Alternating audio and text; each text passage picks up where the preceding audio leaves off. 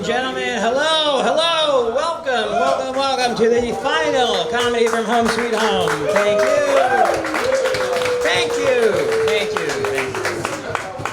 Oh my God, if you guys had just done that when I've been doing this before, I wouldn't leave. I thought you were already leaving. I was like, that is the perfect way to start this show. Exactly how it's always been. This is the final Comedy from Home Sweet Home. I want to thank everybody for coming out. I'm not emotional about it, but I am going to keep drinking tonight, so let's see if we can make me cry, everybody. We have a stacked list tonight. You're just here to watch, right? You would come for a great show. Honestly, if they watch this, they'll think we should keep doing it. It's just the best lineup we've had in a very, very long time. I'm leaving, as everyone knows, so we're going to get this thing started. I don't have a lot of time to kill. I would just like to say to everybody, there's a bunch of performers here right now. I'd like to remind everybody of the rule. If you are a performer and you're sitting with other performers and you see people standing on the stairs who are not performers, please give them your table. And not only get up and take your stuff with you and invite them to have the table, but as you go by, say, hey, you can go sit over there. Because it's better to have people who like comedy watching comedy. I know that's a lesson I've been trying to teach everyone for 16 years now, and it has not sunk in. So, I'm trying. All right, let's get started here. A lot of people know I came back after like a 2-month break, and now I'm leaving. I took a break because I had a daughter. Thank you. I had a daughter. Having a daughter has changed me. It's my third kid. It's my first girl. I used to really, I said that women were equal and all that, and I believed it. But now that I actually own a woman, I'm like, oh my God, they're their own people. They have sovereignty. And I'm learning a lot, I'm reading all these feminist authors because I want my daughter to be like a strong, independent woman. So as she gets older, I need to teach her how to think, If anyone has any suggestions, boy, you were not with me on any part of that. I guess that's sort of the point of that joke. For tonight, I just pulled some of my oldest, silliest jokes. I was watching movies with my kids the other day. We watch a lot of Disney movies, and we were watching The Lion King. You guys remember The Lion King? You remember The Lion King? Simba's a little kid, and then he goes away after he kills his father, and he lives with 2 losers, and they teach him their song, Hakuna Matata, right? It means no worries for the rest of your day. And they're singing the song, and he's a lion cub, and he grows into a man. And to show that he's growing into a man during the song, they show him walking across a log at midnight, and then the camera swings from a side view around behind him as he's turning into a man, and he starts shashang his ass and sexing up the song. He's like, Hakuna Matata. Which is weird. That's his song from childhood. That's like if I were up here going like, wheels on the bus go round and round, round and round, round and round. That's uncomfortable, right? All right. That's all right. I wasn't listening either. I know, guys, you know this. You guys know the Amber Alerts, right? I don't know if you know this. In California, they have segregated Amber Alerts. They've actually split all their Amber Alerts into different categories. So they have Amber Alerts, it's a missing child. They have Silver Alerts, that's a missing old person. And then they did a study, and they said, this is them, and people can look this up. They said that no one cares when black kids go missing. So the way they solved this is in 2016, they passed legislation to create Ebony Alerts, which are Amber Alerts specifically for black children. Because, no one cares when a regular Amber Alert about a black kid goes out. So what if we market, don't worry, it's just a black kid first? And that's not the only one. That's real. People, by the way, every time I do that joke, someone comes after me, everyone goes, I can't believe that's real. That's real. Google it. They also have Feather Alerts, which is when a Native American child goes missing. And I have to be honest, I agree with the state of California. I don't really care when a Native American child goes missing. Because most child abductions are done by a family member. If I know anything about Native Americans, they will use every part of the child. Thank you. All right. This goes way back. Hey! Why the fuck are blankets rectangles? I just drank half a bottle of Franzia. I'm drunk. We're trying to get under a fucking blanket and not navigate my way out of a labyrinth. Haven't done that in 8 years. Do you think vampires understand the concept of mirrors? Do you think they just assume humans are really into symmetrical room design? Thank you. How the fuck are fish so strong? They're not even touching the ground! You think about that one. How are they so strong they're not touching the ground? It's wild. Thank you. I can retire happy now. I was watching the news the other day, and I saw this lady on TV. She was talking about Republicans, and she said, here's the problem with the Republicans on this issue. They're attacking and retreating at the same time, which is impossible to do. And all that told me is that lady has never been attacked by a goose. Because if you've ever been chased by a goose, you know exactly what it means to attack and retreat at the same time. So you go, hey, hey, hey, hey! It's a goose joke, guys. All right, let's keep this thing going. Blanket one again. Yeah, I like that. Why the fuck are blankets rectangles? I'm drunk on half a box of Franzia. I'm not trying to navigate out of a forest. I'm cold. What about the tortilla blanket? I don't know what that is. It's round. It's round? It's a tortilla.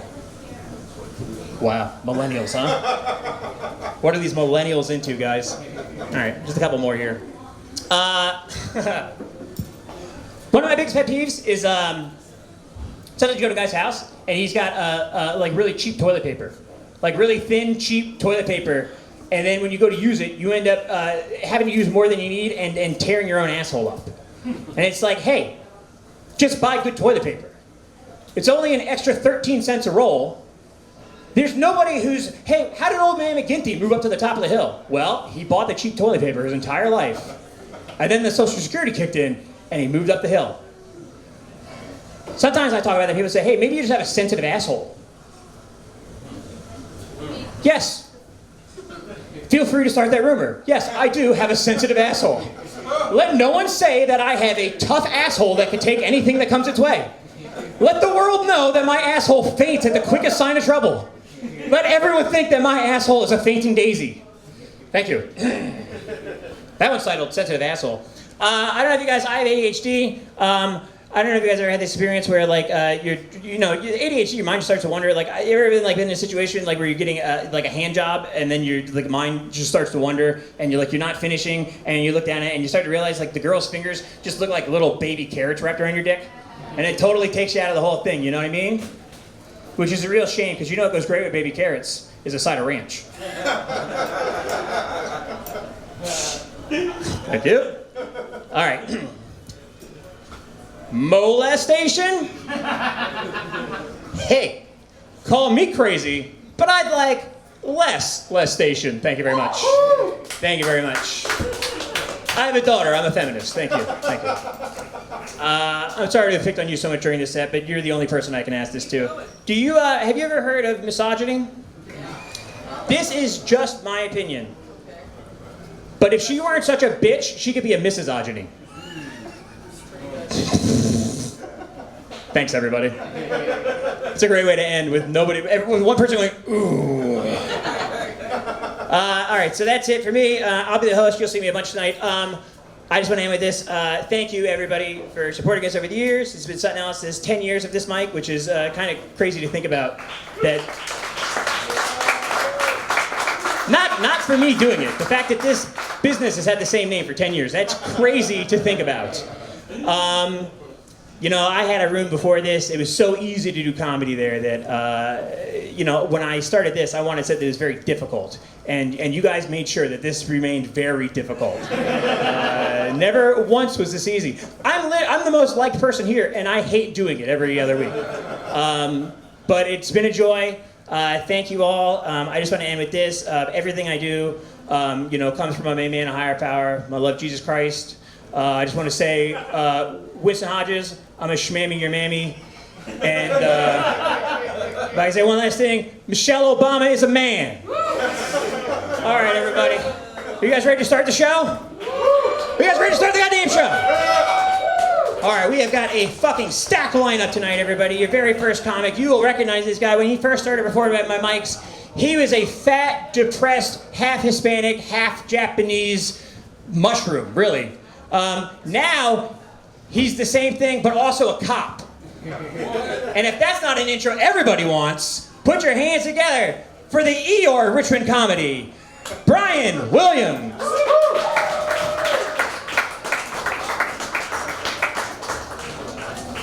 I was just going to talk about this. He dubbed me maybe 8 years ago?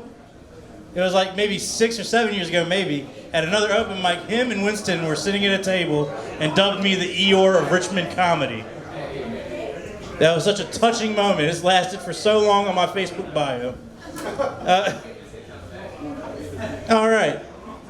So me and Patrick Logan rode here together, and I showed him some of my rap songs from my old SoundCloud days. I showed him one song. He was like, "That song's all right." I was like, "Yeah. You think I should release it as some unreleased shit?" He was like, "No. Anybody who knows you should not release that. You said you had a lot of money in that song, and you do not."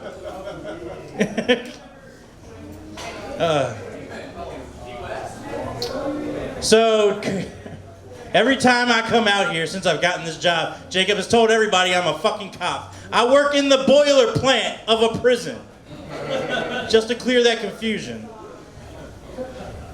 And even so, I work in the boiler plant of a prison. I have to do these yearly tests where I have to be able to spot gang initiations. I'm not even around inmates I have to do this shit.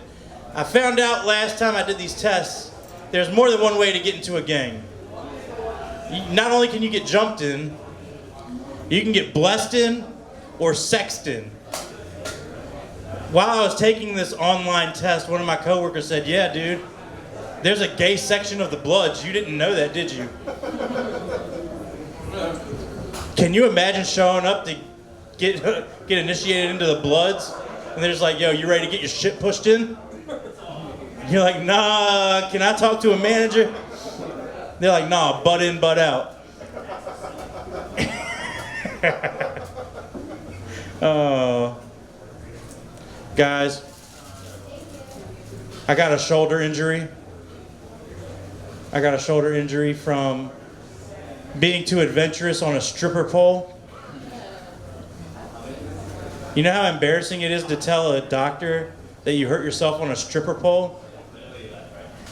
I go to 5 different specialists and they all ask me the same shit. And look, I have to have faith in God that they just believe I'm Batman right now. For real. Okay, cool. That's a new one. Fuck that joke. It's a very new one. Wrote it today.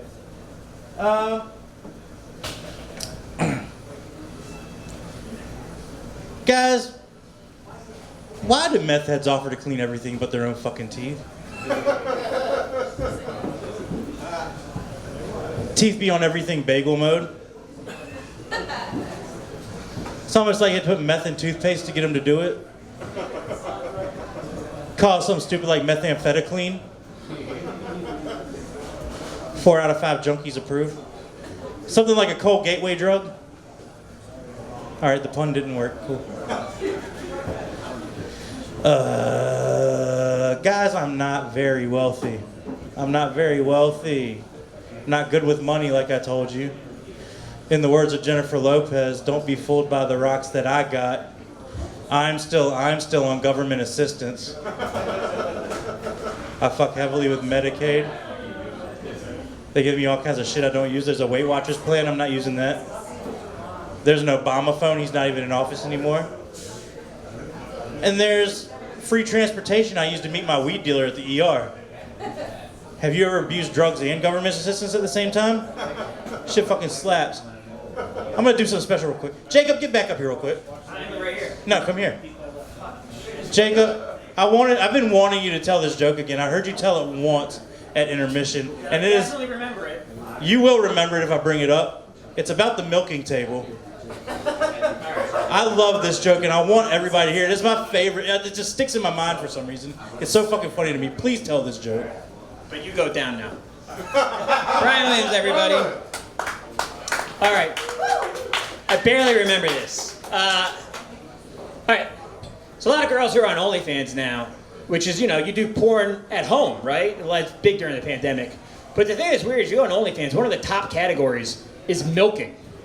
Do you know what milking is, sir? Oh my God. Milking is a porn genre where a fella lies on a table, and then a woman, he puts his dick through a hole in the table, and then a woman goes underneath him, and like a cow, she milks him. What do they do? I think they put it in their coffee, actually. It's disgusting. They should use creamer for the fat content. But anyways, so that's milking. But like I said, OnlyFans, everyone's doing it at home, which is weird because now that pandemic's over, thanks, Brian. Now that pandemic's over, everyone's going to start having house parties again, which means you're going to go to your friend Crystal's house and be like, Crystal, wow, your apartment's so much nicer after COVID. This is crazy. Hey, we should play Kings. What's with this table? What's with this weird adjustable height table with, why is there a hole in the middle of an indoor table? Oh, what she gonna say is like, it's a cup holder. A cup holder? Well, it's pandemic, so it's only one cup. Thanks. This is not serious. People were like, no, it was very funny. We were just all sad, so we were smiling and nodding. And I was like, I appreciate laughter, actually. Laughter would be better for jokes, everybody. All right, now that Brian sent that to me, no one else do it. Your next comic coming to the stage. Your next comic coming to the stage, everybody. This guy, local legend. They call him the White Jesus, everybody. Put your hands together for Zac Carpenter.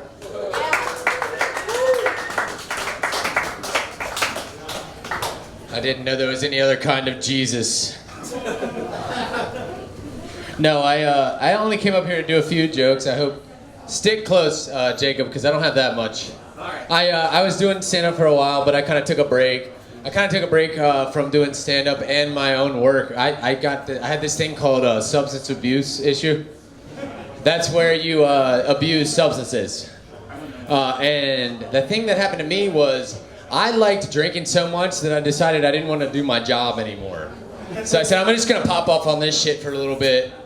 And then, but in the meantime, I have written some like one-liner jokes. So I'm going to do these, and then I'm going to get Jacob to back the fuck up here. So the first one I'm going to say is, it goes into what I was just saying. I had gotten fired from my job, but don't worry. In the meantime, while I've been sitting there lonely, I've been thinking of all the possible ways to kill myself. So, all right, we got one laugh. That's cool. Next one. Let's see how we feel about this one. I'm not saying women are dumber than dogs. But when I tell my dog to calm down, it doesn't do the exact opposite. Okay. That's all right. These are all one-liners they're going to bomb. This one is, there's nothing funny about when I hit my funny bone, except for the massive boner that I get when I hit my funny bone. Okay. All right. Male seahorses, I don't know if you heard about this, male seahorses surprisingly carry the babies and give birth. But what you don't know is that they also do all of the cooking and take too long to get ready. Okay. This one's a little bit of a thinker, but that's how you lead a joke to make it sound good. You go, this one's gonna take some time to understand. But this is the pathological liar on opposite day. Ready? I am a liar. I told you it's a thinker. What's the deal with observational humor? I just don't see it. All right. It's like, how about this one? The guy who was raised by dogs. He's like, goes back home and he says, I don't know what the problem is. I sniff their ass. They just don't want to be my friend. Knock, knock. Who's there? A tired joke premise? Oh, hey, dating's weird. Nice to see you.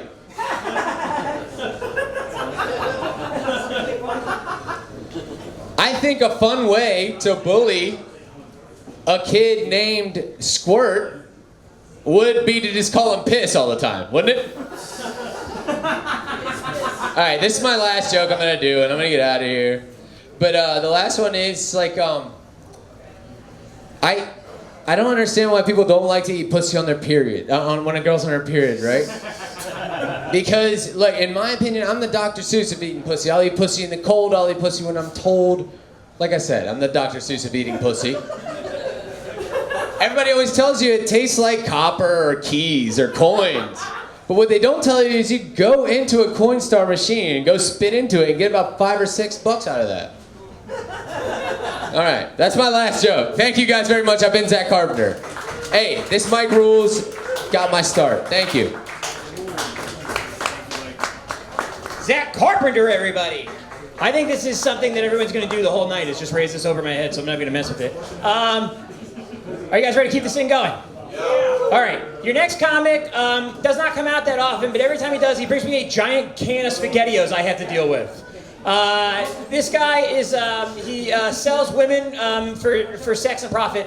Put your hands together for John Jack Sebastian.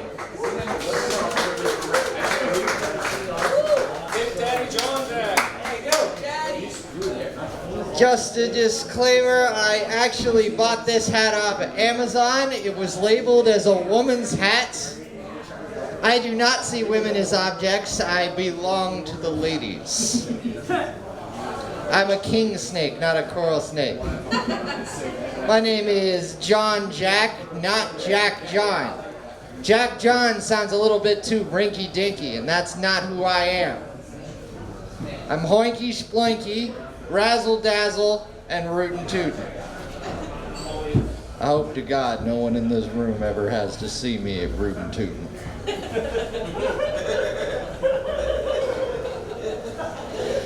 It's wonderful to be back here. It's been hard for me to come to this mic because I have to work at 4:30 in the morning. I'm the janitor at Maymont. Yeah. I love being a janitor because it's the only job I've ever had where I don't have to do a bunch of mental gymnastics trying to get people to understand what I do. It's like, oh, I'm a technical clerk. I work with airplanes. It's like, I'll elaborate. I go out and I say, hey, I work at Maymont. I'm the janitor. And they're like, you pick up trash? And I'm like, you're damn right I do. I also clean the bathrooms. I'm the only janitor that gets to clean the jungle gym because I did gymnastics and I'm the only one that's qualified. I can put one leg over my head still, but not in this costume. Spandex was not the move. This is definitely more of a function over form, but the opposite of that. Form over function. Does anyone perchance in this room have a large dick? He does. Not Huge hog. huge hog? Oh, I'm so sorry. That must be really hard for you. My heart goes out to your burden. Do you think I was gonna glaze him like the rest of the world? No. I pity him as the Romans before me. Everyone likes to lean into it like, ha ha ha! Watashi wa okichinchi! Daijoubu desu ne? Daijoubu? But it's not. Everything is not Daijoubu. They're not well endowed. They're over encumbered. You're cold, they're cold. Let them inside. But Clifford, the big black dick, doesn't fit in the house. My heart goes out to you, my thick dick kings. Truly, do I hope and I pray that there is a size queen for you. I'm going to do a few impressions. 3 to be exact. 1 for each of my names. Here is my impression of Waluigi complaining about how hard it is to be an incel. Why don't the bitches want me? They treat me like a Goomba. I treat them like a Goomba. God damn it. They treat them like a princess, but they treat me like another Goomba to step on. Am I really not tall enough? Alright, here's my impression of Fozzie Bear trying to pander to a conservative audience. Everything's so woke these days. It's so woke I want to go back to sleep. Waka waka. Alright, here's my impression of Wario. explaining cryptocurrency. You see, because of the blockchain, with W coin, it keeps the IRS out of your wallet. Really hit the government with a red share. By the way, my friend over here thinks that you're very cute. Ask her if she's a virgin. Is it pronounced Worcestershire or Worcestershire? Because I'm not Worcestershire. Get back on up here, Jacob. Ended on a high note. John Jack Sebastian, everybody. Keep it going for John Jack Sebastian. All right. I lied. I am going to mess with it. All right, we're going to keep this thing moving. Your next comic coming to the stage had his first appearance here a couple weeks ago. One of my favorite moments in a mic, there's a guy downstairs shit-talking him, saying, like, who thinks this is funny? Who would think this is funny at all? And the entire upstairs was laughing. So I said, just watch for a minute. And the guy watched for a minute and went, okay, yeah, but those people are stupid. And then they all left. So you don't get to win that often, especially not with the garbage he's about to perform on stage. So I'd like to remind him of the small victories. Can everybody put your hands together for Shomeek Chowdhury?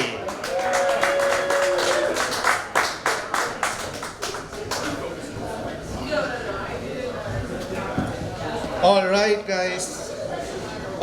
First of all, give it up for Jacob, our amazing host. Woo.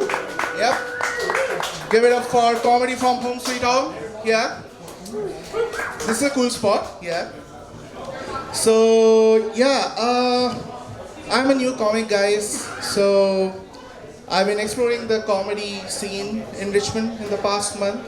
And I've been visiting to different open mics in the city, which is cool, which is nice. You meet different people, and that's all great. And it's so exciting and it's so motivating that you go to these different open mics, you meet different people, you do your jokes, you perform your set. That's all great. So I go to these open mics, I do my jokes, I perform my set, and then you know what happens? No one laughs. So that's kind of the thing which is happening. But so now I have like zero expectations for laugh. Now I have decided I will just come here, tell my story, go home and sleep. And so today's story is about Indian international students, which is me. So a lot of Indian students come to US, which is great. That's kind of a big dream for us. For better opportunities, we come here. That's all cool. Now suppose there is this new Indian guy who has just arrived in the States, who is like doing all right. He's settling in this new country. He's understanding how things work here. That's all great. But there's something is missing. The spark is missing. Although he's in the States, he's still not getting that kick that he's in the States. By getting that kick, I mean he needs to make his friends in India realize that I'm in the United States, baby. Hell yeah. But how do you do that? It's simple. You go to DC, click some pictures, and post in social media. That's easy. So every time you're visiting DC, I can bet you guys on this, every time you're visiting DC, like Capitol or White House or Monument, you will always see an Indian guy standing in front of these buildings and clicking pictures like this.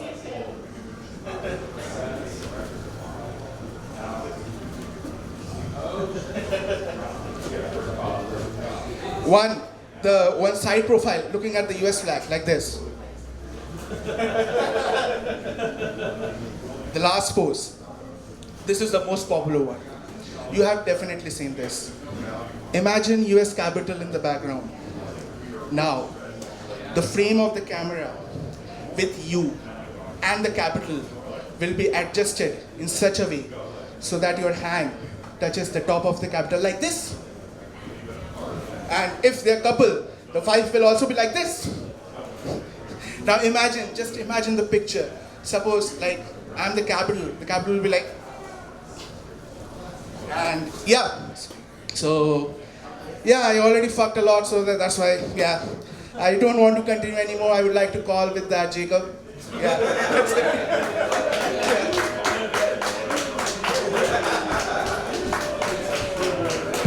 Shomeek, chat, hurry, everybody. Keep it going for him. Come on.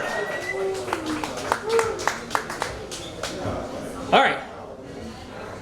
Your next comic, everybody. This guy is a local legend, honestly. He's too good for us. In fact, if you're booking any shows, if you're booking, LGBTQ ally show, he'll be there. If you're booking African American Appreciation Month show, he'll be there. Mental health awareness show, he'll be there. If you just have like a white guy show, he'll be there. He's on literally everything that gets booked. And yet, he still hates himself. Everybody put your hands together for Cale Moore.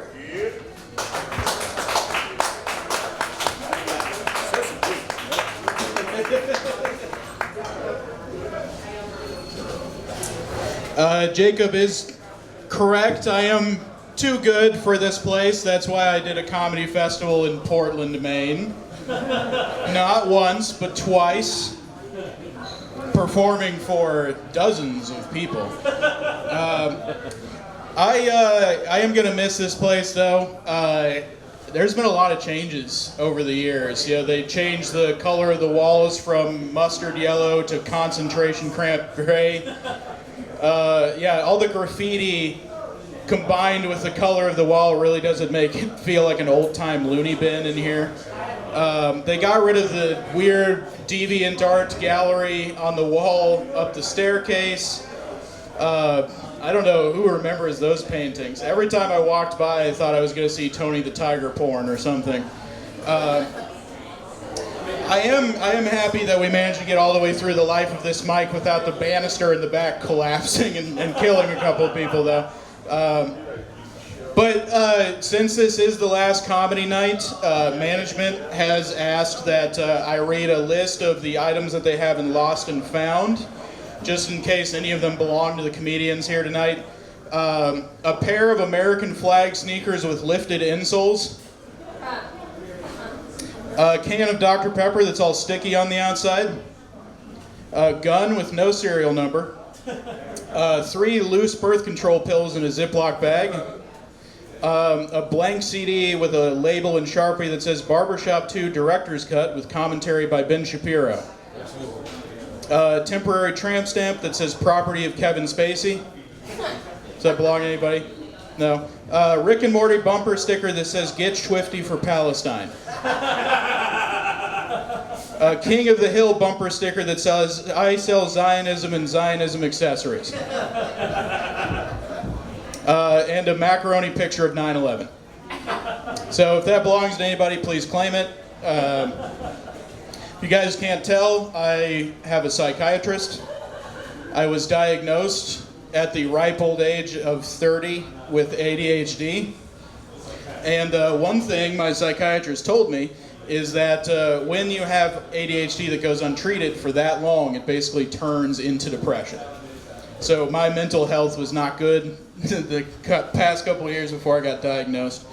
And there are many flavors of depression. You've got your regular depression, you've got your depression with ADHD, you've got your wild cherry depression. But the crazy thing about having ADHD and depression at the same time is I kept forgetting to kill myself. It's really embarrassing to put the gun in your mouth and realize you forgot to buy bullets again. Too real. Too real. I do think another strategy that has helped me, get rid of those suicidal ideations is the ADHD hyperfixation. Because for like a week, I was really obsessed with killing myself, and then after that, I got really into Magic the Gathering. One thing I discovered, though, about getting into Magic the Gathering is that there are 2 types of card shops. There are nerd card shops and there are sports card shops, and it's very hard to tell the difference until you walk in. And to illustrate how difficult this is, I want to play a little game with you guys. I have a list of names here, and I want you guys to guess whether they are Magic the Gathering cards or actual living football players. Let's start out easy. Zoltan Mescu. Zoltan Mescu. Living player. Football player? Yes. You guys are very quiet. Am I confusing you? There's two choices. Just clap for either choice. All right, clap for Magic the Gathering card. Clap for football player. Clap if you want this night to be over already. All right.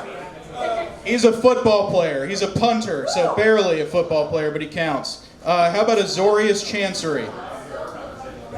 Azorius Chancery, Magic the Gathering, a football player. That is a Magic the Gathering card. In fact, it's not even a person, it's a building. Storm Duck. Storm Duck. Football player or Magic card? Football player. That is a football player. There is a Magic card called Storm Crow, though. I got very tricky with you. What are you going to fucking do about it? All right, last one. This should be easy. Olamog the Ceaseless Hunger. That's right. That's right. Yeah, no, he's a running back from Michigan State. All right, thank you guys. That's been Magic or football player. I've been Cale Moore. Good night.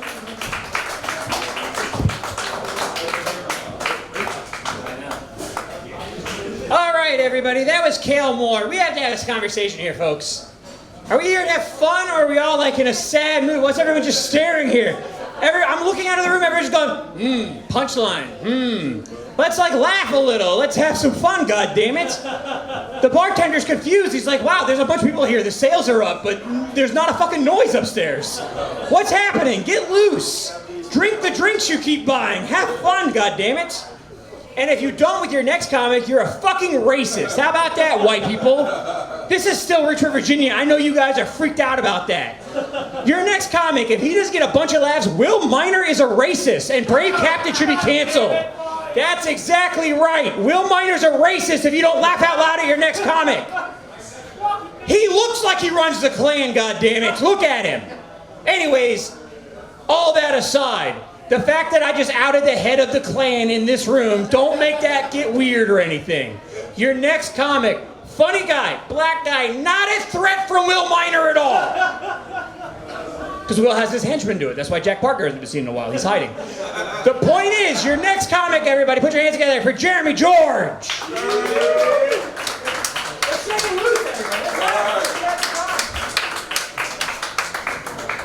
All right, how y'all doing tonight? Hey, Jacob, all the races are gone, man. No, but thank you, Jacob, for hosting this open mic. The time that I've got to know Jacob, he's just always been helpful. The first time we met, I knew two things about this guy, that he loved comedy and that he's kind of racist. No, he introduced me, he was like, hey, this guy reminds me of Mike Tyson. And I don't see the resemblance, but then I thought about it, like I was eating some chicken wings, I was biting on the wing, and when he was looking at me, so I reminded him of that Mike Tyson that was biting ears and stuff, right? So speaking of racism, I'm not a racist. I am happy at the fact that my daughters, I got 4 beautiful girls, and 3 out of the 4 date white guys. That wasn't funny, was it? Look at all my brothers just shaking their head. I'm so disappointed in you. I am not disappointed, because every time they get a white boyfriend, my credit score goes up 200 points. So that last daughter, I'm trying to, introduce her to a couple of white guys. None of them looking like Will Minor. He's a little bit too old for my daughter. But no, so you guys, I speaking of slavery, I've been married for 20 years. My beautiful wife, we've been married for 20. Y'all normally supposed to clap right there. Y'all didn't want to clap because I said speaking of slavery, huh? Okay, forget that part. Me and my wife, we've been married for 20 years. All right, thank you. It's kind of like slavery. Okay. Yeah, they switched it up when they did me bad. All right, so I'm in a stage in my life where I'm trying to look back. I'm 49 years old. I'll be 50 next year. And I'm trying to look back at my childhood to kind of heal some things in my adult life. You know how we blame our parents for how they raised us, and where we are today, we kind of want to blame our parents. So I had to look back over my life and realize that my mom, she loved me so much that she was willing to kill me. And what I mean by that is that in the black household, when we get sick, our moms give us like vapor rub and things like that, put it on our chest and everything.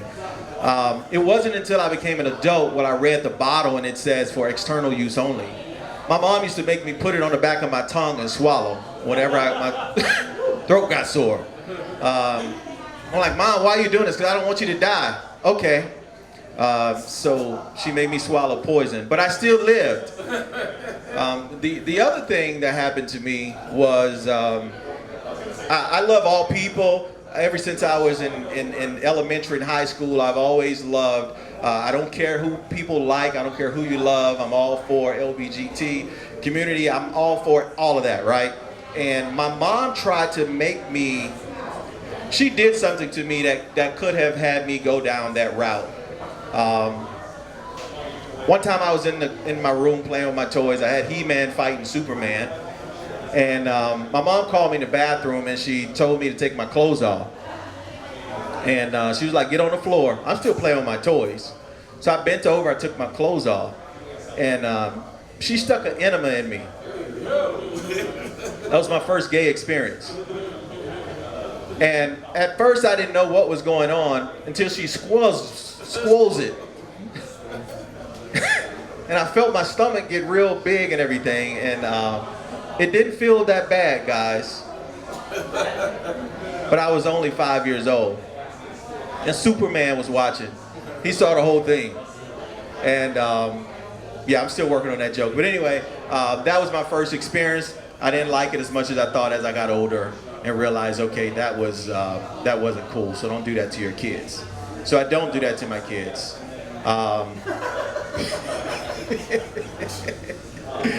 So back to my daughters. I got an 18-year-old. She just graduated high school. She has her own car. She drives wherever she wants to go. And we live in a rural area, country area, and she's now dating this guy in Richmond.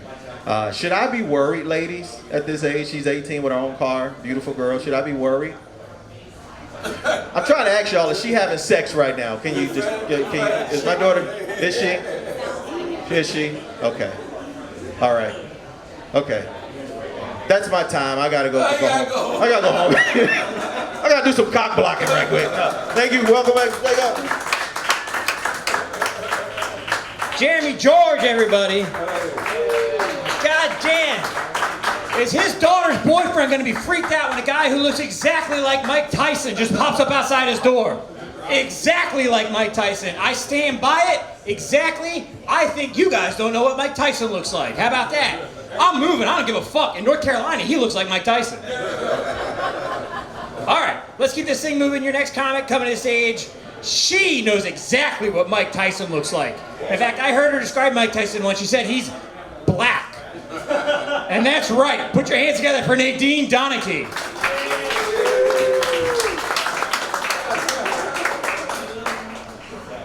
The last intro Jacob's ever gonna give me.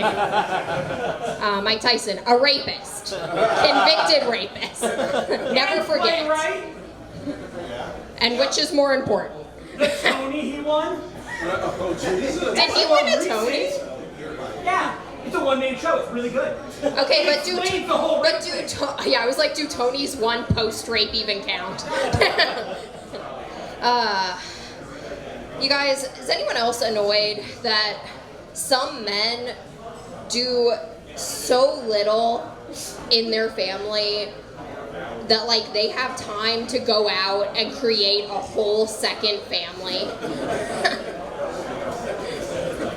Am I the only one annoyed by this? I have a friend at church who I feel like has been trying to set me up, like on a date with her son, and it's a problem for a couple of reasons. I mean, I do have a boyfriend, but the main problem is that like her son is really hot. Like out of my league. I am like, you guys, this is not a setup I would win. Like, it feels like I'm about to get rejected for a job I didn't even apply for. Okay, has anyone seen how, I feel like I've seen this 3 times in the last month. People keep putting their like Cash App, Venmo, PayPal, whatever on the back of their car being like, just married. as like they want you to send them money as like a wedding present. Do you know how salty I am when I have to buy wedding presents for people that I know and love? I'm gonna just start sending out freaking payment requests, being like single and sad. Like, how about we share the wealth? You already have a lifetime of happiness. I need a new blender. You know what would get me though? What would get me is if I saw a stranger and she had a maternity t-shirt on and it had her Venmo across it. I feel like then I would be like, oh, okay, fair enough. But just married, I'm like, let's see. I'm trying to think what else I wanted to talk about. Okay, has anyone ever been so sick that you've gone to the hospital? Make some noise. Anyone? Yeah. Okay. Yeah. All right. Scared to admit it.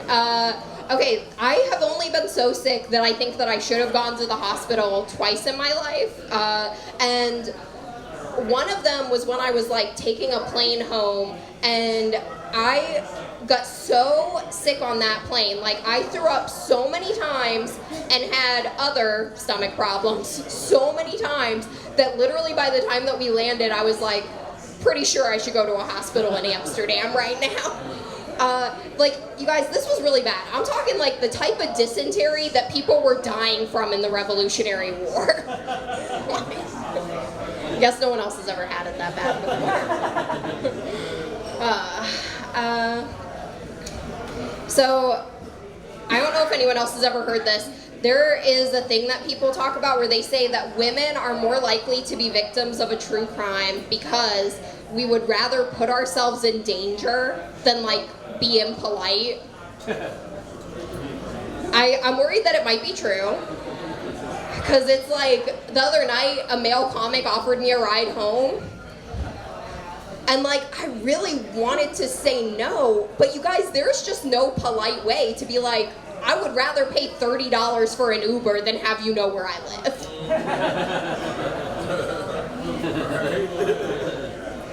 Although Ubers aren't always safe either. I was in this one Uber, and the driver kept asking me the craziest questions. Eventually it became clear that he was like trying to hit on me. And do you know when it is not a great time to hit on a woman? Is when you are a stranger and she is trapped in your vehicle. All right, thanks. You guys have been great. Nadine Donnachie, everybody. Come over to Nadine Donnachie. All right, everybody, loosen the fuck up. I'm serious this time. Nadine Donnachie, she asked if anyone's ever been so sick they've been to a hospital. That's the point of hospitals. Not a single person in this room is like, yes, I have been so sick I've been to a hospital. Bryan Williams went to a fucking hospital this week, he didn't do anything. And I know that because he's a goddamn Eeyore of comedy. He told everyone about it the second he walked in the door. Everybody, let's liven up a little. Because your next comic isn't going to take this shit. Your next comic is a serious person. He's actually one of the only people in Richmond comedy who works his ass off and tries to get better. Your next comic is an actual inspiration. I've just been around a long time. Moo actually does the work. Everybody put your hands together for Moo Cuzco. Y'all keep it going for Jacob. Yeah, the end of an era. Home, sweet motherfucking home is going away.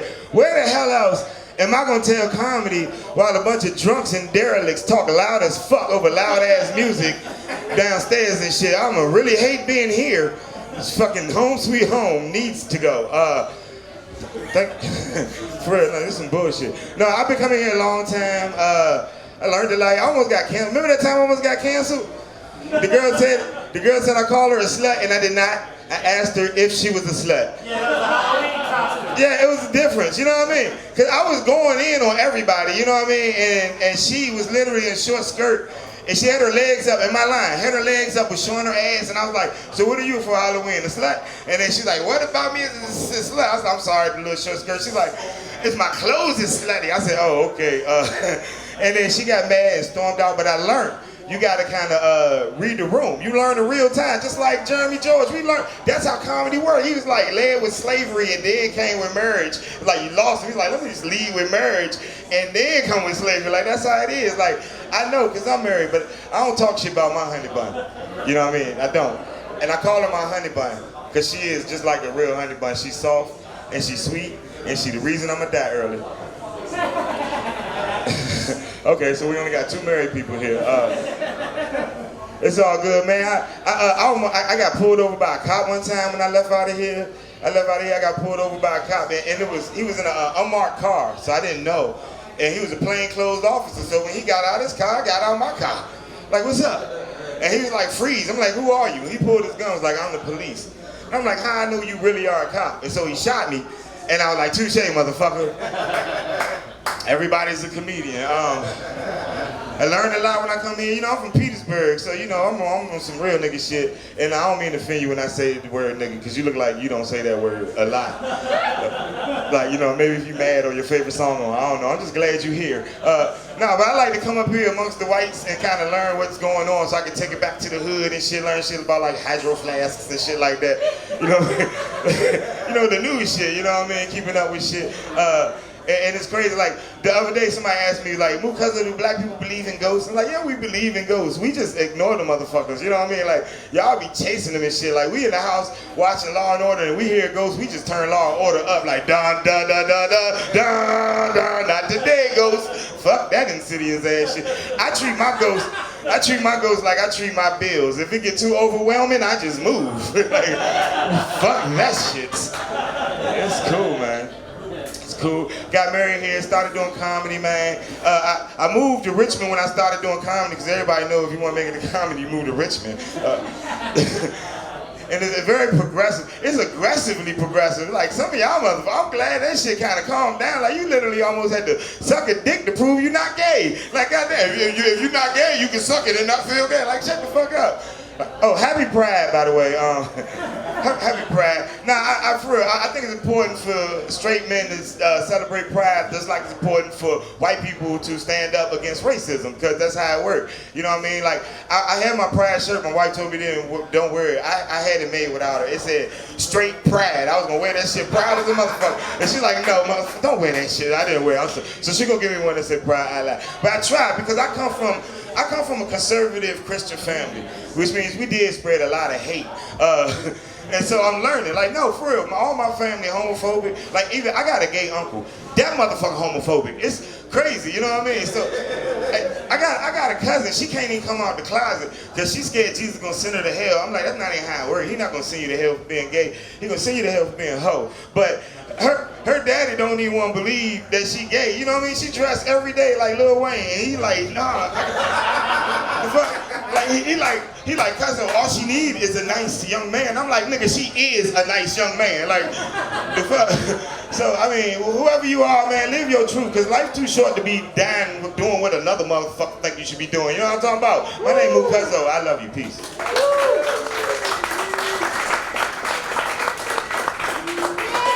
Mukazo, everybody. Keep it going for Mukazo.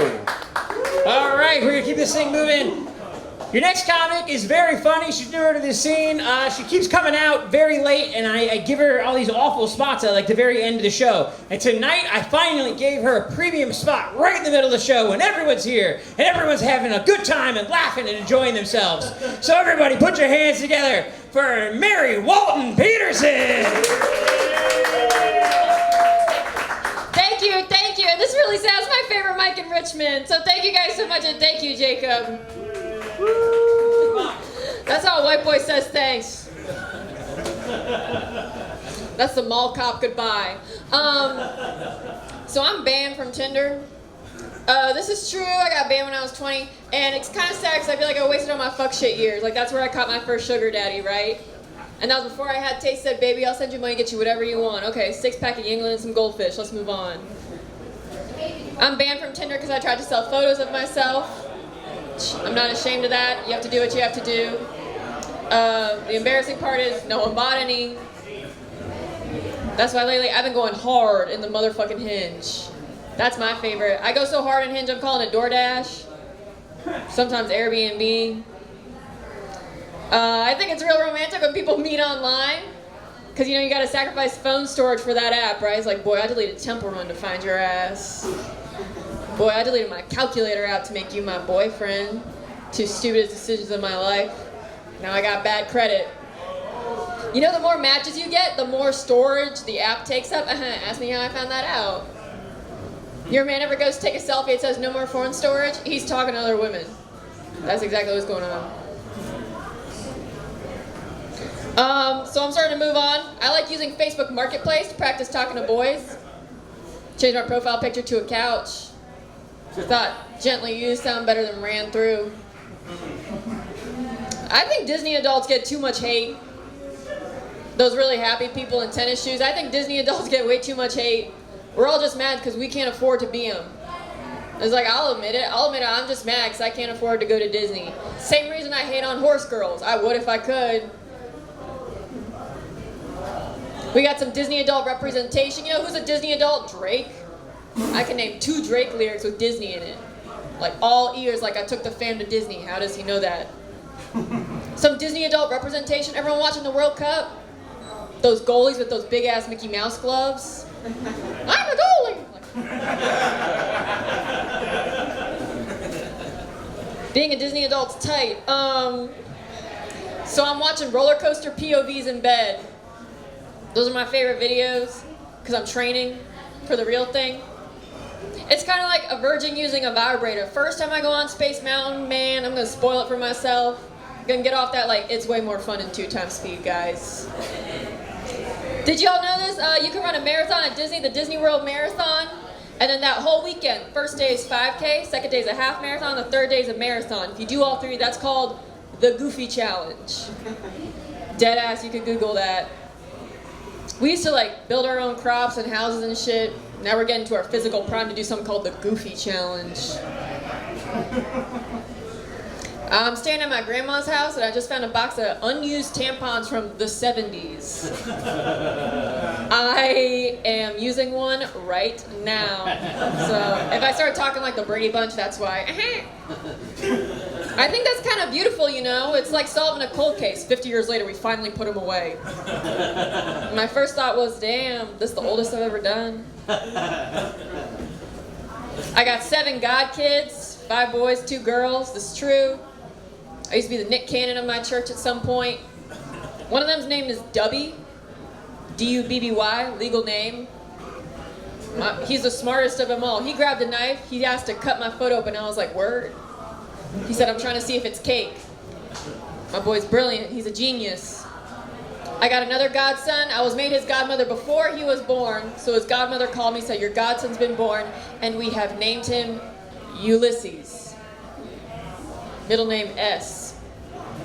Ulysses is the only godson of mine in which I went to a church. I lit a candle and I said a prayer. I vowed to be a spiritual guy for the rest of his life. The other 6, those are my god bastards. My little god side pieces. And I was way too young when I made this commitment. I just found out when you're a godparent, if their parent dies, then I'd be their next guardian, which simply cannot happen. I'm living in my car right now. Just got one of those hard shell car top carriers. That's the guest room. Okay, thank you guys. I'm Mary Walton. Let's get Jacob back here. Mary Walton Petersen, everybody, come on! All right. I try not to cut a comic off of their knees before they start, but your next comic is going to try and blame me for getting their mic canceled, and that's bullshit. It wasn't me. It was a different guy. I didn't do it. He's full of shit. He's a liar. He's also Jack Parker's boyfriend. You all know him. You all love him. You all put up with him because the great and powerful Jack Parker is associated with them. Everybody, Will Minor.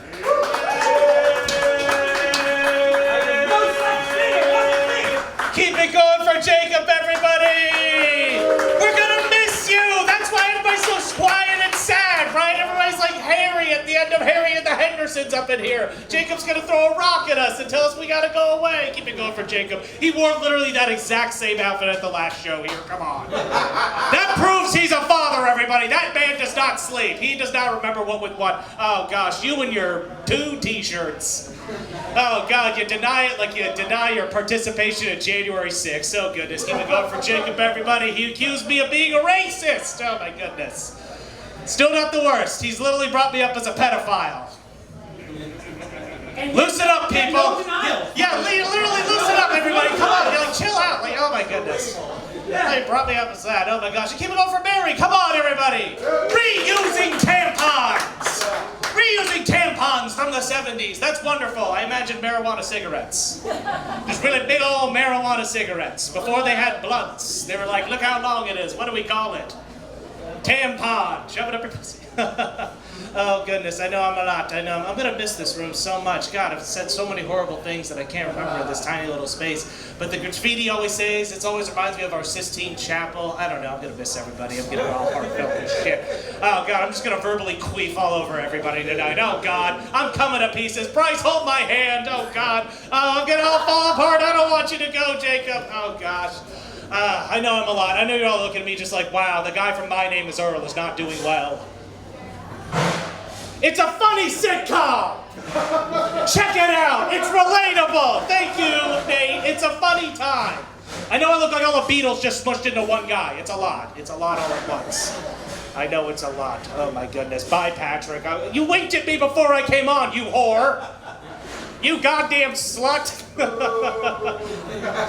gonna get, oh no, Patrick's gonna get me canceled, Boo! Patrick's gotta get me canceled for calling him a slut. Well, he did wear that, oh man, showing me his asshole. Hold on. Oh gosh. Jacob, you should have come to my open mic. Me and Patrick made out once. I'm kidding, we kissed. It was beautiful! Fuck you, it's Pride Month! Oh, you're right, it's great. Give it up for Pride Month, everybody. Come on, it's Pride. It's also Men's Mental Health Awareness Month, right? Yes, yes, I am with you all. Yes, I am with you. Boo, men's mental health. Boo, fuck men's mental health. I like true crime podcasts. I need my men out on the streets. Making content for my drive to work. Did I lose you all somehow? Was it the murder of women? Was it the blatant murder of women? Boy, no. I need Patrick to come up here so I can assault him again with my words. Take me back to a simpler time. Oh, goodness. What else do I want to try out tonight? Oh, gosh. Oh, yeah, I was talking to a younger comedian. I was talking to a younger comic. Dig this. I was talking to a younger comic. And they were expressing to me how they don't like to eat pussy. They were saying that they don't like to eat pussy. What do we think of that, audience? How do we feel about that? I'm seeing a lot of no's in the back, and yes, I'm saying you're gosh darn right. I don't know, but talking to this young fella, I was just like, wow, you're just like, it reminded me when I first started drinking, When you first start drinking, when you're 6 years old, you have your first beer. When you're 6 and you have your first beer, right? Come on. Jeremy, am I the only one? Am I the only one? Okay. When you have your first beer at 6 and you're like, ew, this is gross. And you're like, you don't want to drink it. And now I'm at the age where I'm like 30 and like, God, I would just fucking drown in beer. I'd like a woman to sit on my face. That's the punchline. God, we're gonna cross that verbal bridge somehow. I'm gonna get there somehow with that joke. I'm gonna make sure I yell at the world that I want someone to sit on my face. God, we gotta get that out. Thank Christ. Oh Lordy. God, I'm drowned now, Jesus. I'm gonna miss it up here. I'm gonna miss you, Jacob. Oh gosh, but I just think that God, I told myself I wanted to do this, but God damn it. You'll be back. Wait and see. You're gonna miss us when you're down in NC. You'll be back, you fucking cunt. You're the best and you're gonna make us come for you someday. You'll be back. Oh my God, we're gonna miss you, Jacob. Oh Lord, nobody gets the reference to this song, so I'm gonna leave and end on this song. Da da da da da.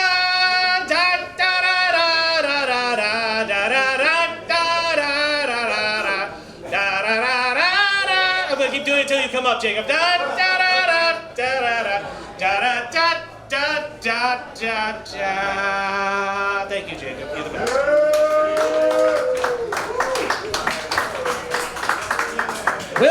everybody. Making sure the recording of the last show of Home Sweet Home is copyright stricken from YouTube. That's awesome. Thanks, buddy. Yeah. Wow, wow, wow. All right. We're going to keep this thing going. Your next comic is one of the few guys who did it when I first was doing it. And I say that to be nice to him. I was actually doing it for like 3 years before he started.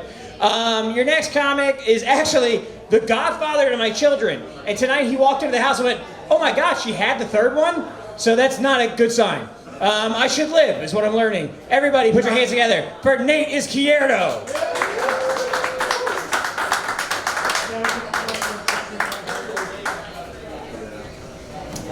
Hey guys, how are we doing tonight? Woo, yes, I concur. It's a big night, everyone. I don't know if you guys know this. It's the last Home Sweet Home. I don't know if you've heard. It's a pretty big deal. Jacob, 10 years you've been doing this? It's incredible. Incredible feat. Can we give one more round of applause? I know I'm the only one who was asked to give a round of applause for the accomplishment of what Jacob has done. This is not hacky at all that I'm asking for applause.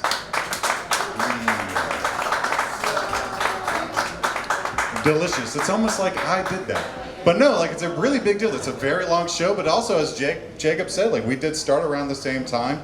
And I think the fact that Jacob has also continuously done comedy for as long as he has, now technically longer than me because I do a show once every 3 years. I think Jacob fucking standing up here is one of the biggest fucking accomplishments. And at the tender age of 64, can we give this man a hand for laughing, joking, and talking about sweet, sweet pussy? I love Jacob so much. But this is Jacob's night. I don't want to make about me. However, because this is Jacob's last night that most of you will ever see Jacob again, the only reason why I ever come down here is for Jacob. So technically, it's also the last night you'll see me probably. So like, again, it's about Jacob. I'm not trying to make it about myself, but like, who is sadder technically that it's the last time you'll see me? No, let me paint the picture. So Jacob is moving to like a whole new state. And recently, I now have Richmond as part of my territory, so theoretically I can come more often. And me and my wife have talked about moving down to Richmond. However, I get sleepy. So like, I don't really want to come out, and like the only time I come out is to hang out with him. But like, you guys are new. I've had many conversations. Patrick, Will, he's not even here to listen to me, so why did I give him a shout out? You guys are all great. I want to meet you, but like, I have over a dozen years of a relationship with this man. I've been inside him. Sorry, his house. I forget the word. I've been inside your home. That's what it is, right? So it's different. Like, we can't just recreate it, but I want you to know, like, every time I see you guys, I follow you on Instagram. I'm so proud, like an uncle. I look at you, I go, oh, look at the Instagram story. Oh, we got Patrick, he's up here, he's in Hopewell one day, and then the next day he's in Nova. I'm so proud of him. And then my wife goes, if you're proud of him, why don't you go see Patrick do comedy? And I say, wife, you shut up. I'm not going to hear the joke. I like the flyers. God, I like Patrick's flyers. You know how I know I like Patrick? One, because I'm the only one who calls him Patrick. But you know how Patrick is cool because his flyers will sometimes say, special guest host, DJ Smuckers. And you go, wow, that's a cool show. So that's enough of whatever that riff fucking was. I'm sorry about that. So I thought, as much as I've known Jacob, it would be really hacky to do something as like, oh, let me perform Jacob's favorite joke he's ever heard me do. So instead, I want to do the first joke that Jacob ever laughed at that I performed. And I don't think he remembers what it is. I have not done this in over 9 years. I'm not confident that it aged well. But here we go. So this is a story about the first prank I ever pulled. So I'm 6 years old. I live on base. My dad was in the military. And there's not a lot to do if anyone's never lived on base. There's not a lot of things to do. And me and my best friend Sean, we're 6 at the time, We spent a lot of time together. But there was one common interest that we found that we both agree is very entertaining and very funny, and that was our penises. Oh, your best friend penis. Can you beat it? You cannot. You'd be coloring, you turn around, there's Sean smacking his penis against his thighs. Oh, Sean. Oh, you devious little bastard. Or Sean would be like, Nate, let's play Nintendo, and he's blowing the cartridges, and he turns around and I'm elephant trunking it. Oh, folks. You can't find that kind of entertainment on TV. It truly was our HBO. It's not TV, it's your best friend's penis. So one day I says to my friend Sean, I says, hey Sean, did you know that my penis tastes like strawberries? And Sean was like, word? And I said, you bet. Now, we didn't know what sin was at the time, but we knew it wouldn't be super chill for our parents to walk in and we're just licking each other's penises. So we go into the bed, as one does. I pull down my pants, Sean gives it a lick, and he goes, ew. And I go, psych! The next day, again, we're on base, so we live in a cul-de-sac, so a little horseshoe with a bunch of houses. We're standing waiting for the bus. Our friend Dustin comes up, and Sean goes, hey, Dustin, did you hear? Nate's penis tastes like strawberries, which clearly, the established joke is to trick someone else to licking your penis. But I guess my vibe of the friend group had to be, well, it's not believable if my penis tastes like strawberries. Nate's clearly the strawberry penis of the friend group, which I understand. So again, he says, Dustin, did you know this fun little fact about our buddy? His penis tastes like strawberries. Dustin's like, word? I was like, yeah. We go behind a tree because of the sin. And I pull down my pants, he gives it a lick. Sean jumps behind the tree and goes, psych! From there, it spread like wildfire. Anyone who was tricked into licking my penis had to then trick someone else into licking my penis. The worst was at nap time. I would have kids crawling to me. Let's take a pause. It is important at this part of the story to remember that I am also 6 years old. I feel like some of you are drifting and imagining me now. Don't do that. It's also important to the story to remember that after 16 months of performing comedy, being in the same room together, sharing the same stage, this was the joke that made Jacob go, this is going to be my friend one day. The father of 3 heard this joke and said, I'm going to make this man a groomsman at my wedding. So anyway, we're at nap time. Kids are crawling up to me. Hey, I heard your penis tastes like strawberries. I'm like, yeah. Do you mind if I, oh, no, don't mind if I do. Ew, psych. The entire school, not class, the entire school of boys licked my penis. And first time I told someone that, they said, did you not think to trick a girl? And at 6 years old, I was like, I know that tricking a girl into licking your penis is assault. But tricking a bunch of little boys into licking your penis, that's just good old-fashioned American fun. Thank you folks so much. I agree, that joke did not age well.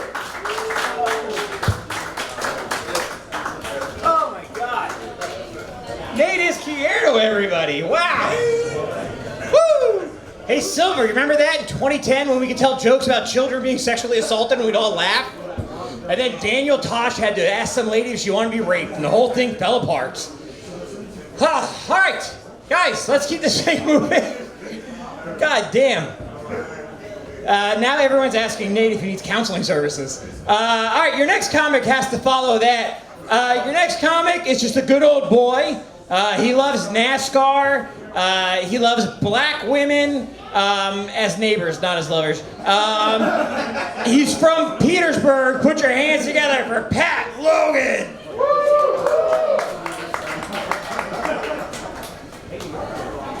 I never met that guy before me in my life, all right? Oh, I'm going to tell a better story than that about Jacob. Jacob's got to hear this, so I'm going to let him. It's rare he talks to a black guy, so I'm going to let that finish.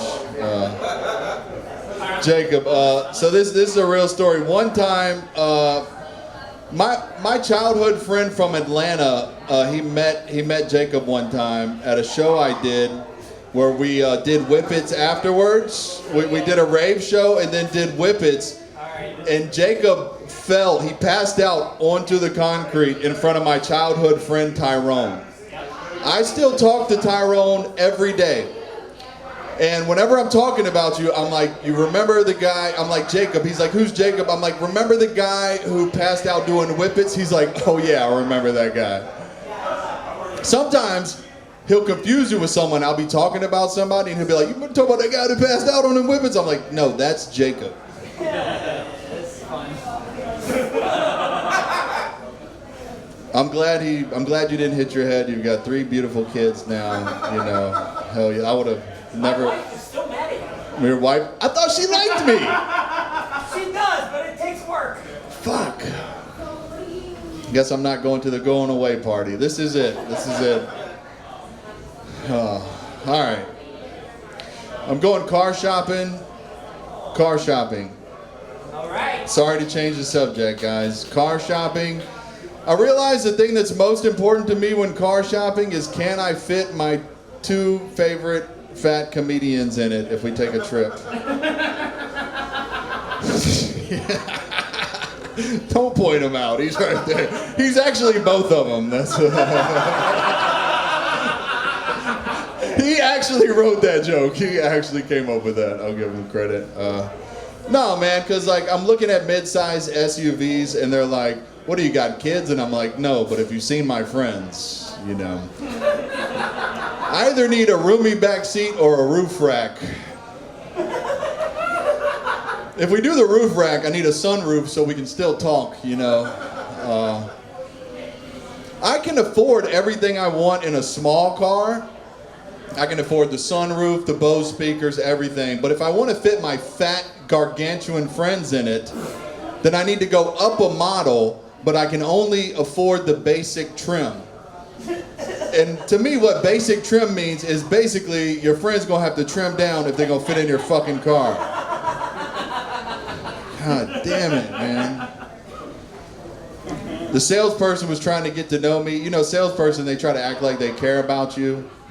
They asking me about my family life, and then starts telling me about his life. And don't judge me for this. This is what he said. He said, man, when I was 30 years old, I got in a car wreck and I got brain damage, and now I'm a retard. And then he said, pardon my French. And I'm like, hey man, I'm not offended. You're the one that's retarded. My man, that's my biggest fan right there, man. I'm never gonna get the armpit hair queen I want telling these jokes. Shit, I can't afford a car payment. I can't afford my Netflix now that I'm gonna have a car payment. So I'm looking for a baddie to let me use her login to watch Tony Hinchcliffe's new special. I gotta get out of here. I got a Andrew Tate seminar to watch. Fuck. I'm trying to appeal more to liberal women, or women in general. Richmond women, they'll test you. They'll be like, what are your politics? And I'm a bad test taker, you know, so. Yeah, so I'm like, I gotta prove that I like black people. I'm like, I love black people. In my mind, I'm thinking Kanye West, you know. Or they'll be like, what about LGBTQ rights? And I'm like, I love gay people. In my mind, I'm thinking Kanye West. He's a gay fish. They'll be like, what about trans people? I'm like, I love trans people. In my mind, I'm thinking the ex-mother-in-law of Kanye West.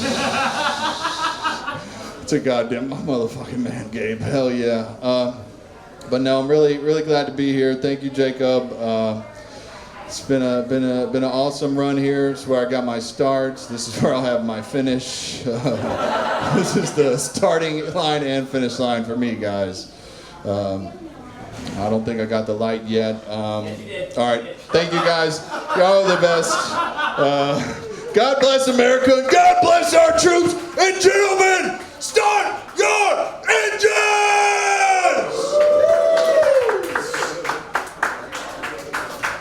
Pat Logan, everybody. Keep it going for Pat Logan. All right, everyone, please stop commemorating me during your sets. I'm so uncomfortable. I hate it. Please don't do it anymore. Okay, your next comic, I know for a fact won't do that. And please don't prove me wrong. Everybody, put your hands together. Finally, the softer side of comedy. No. This is nice. It's just like Nadine if it wasn't racist. Everybody, put your hands together for Bonnie Caldwell. Yeah, she doesn't like ethnics. Nadine doesn't. She does. What the fuck, Jacob? What's up, motherfuckers? I've been gone for a little bit. I was traveling for a bit. It was a lot. I was gone for about a month, and I was on my way home, and I heard some crazy news in the airport. This woman, she fell from a second-story terminal and died. It was really sad. But I did get home on standby that evening, so that was really nice. When I'm abroad, I like to try to do comedy in different countries. It's a fun challenge, and it's been very lucky to do so. And so I met some comics over there, in Amsterdam, that is. And this Dutch man was like, "Oh, you're American."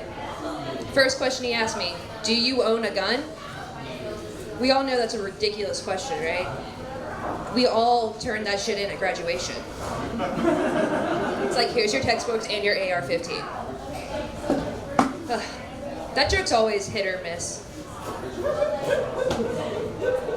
Thank you to that one chuckle who gets that.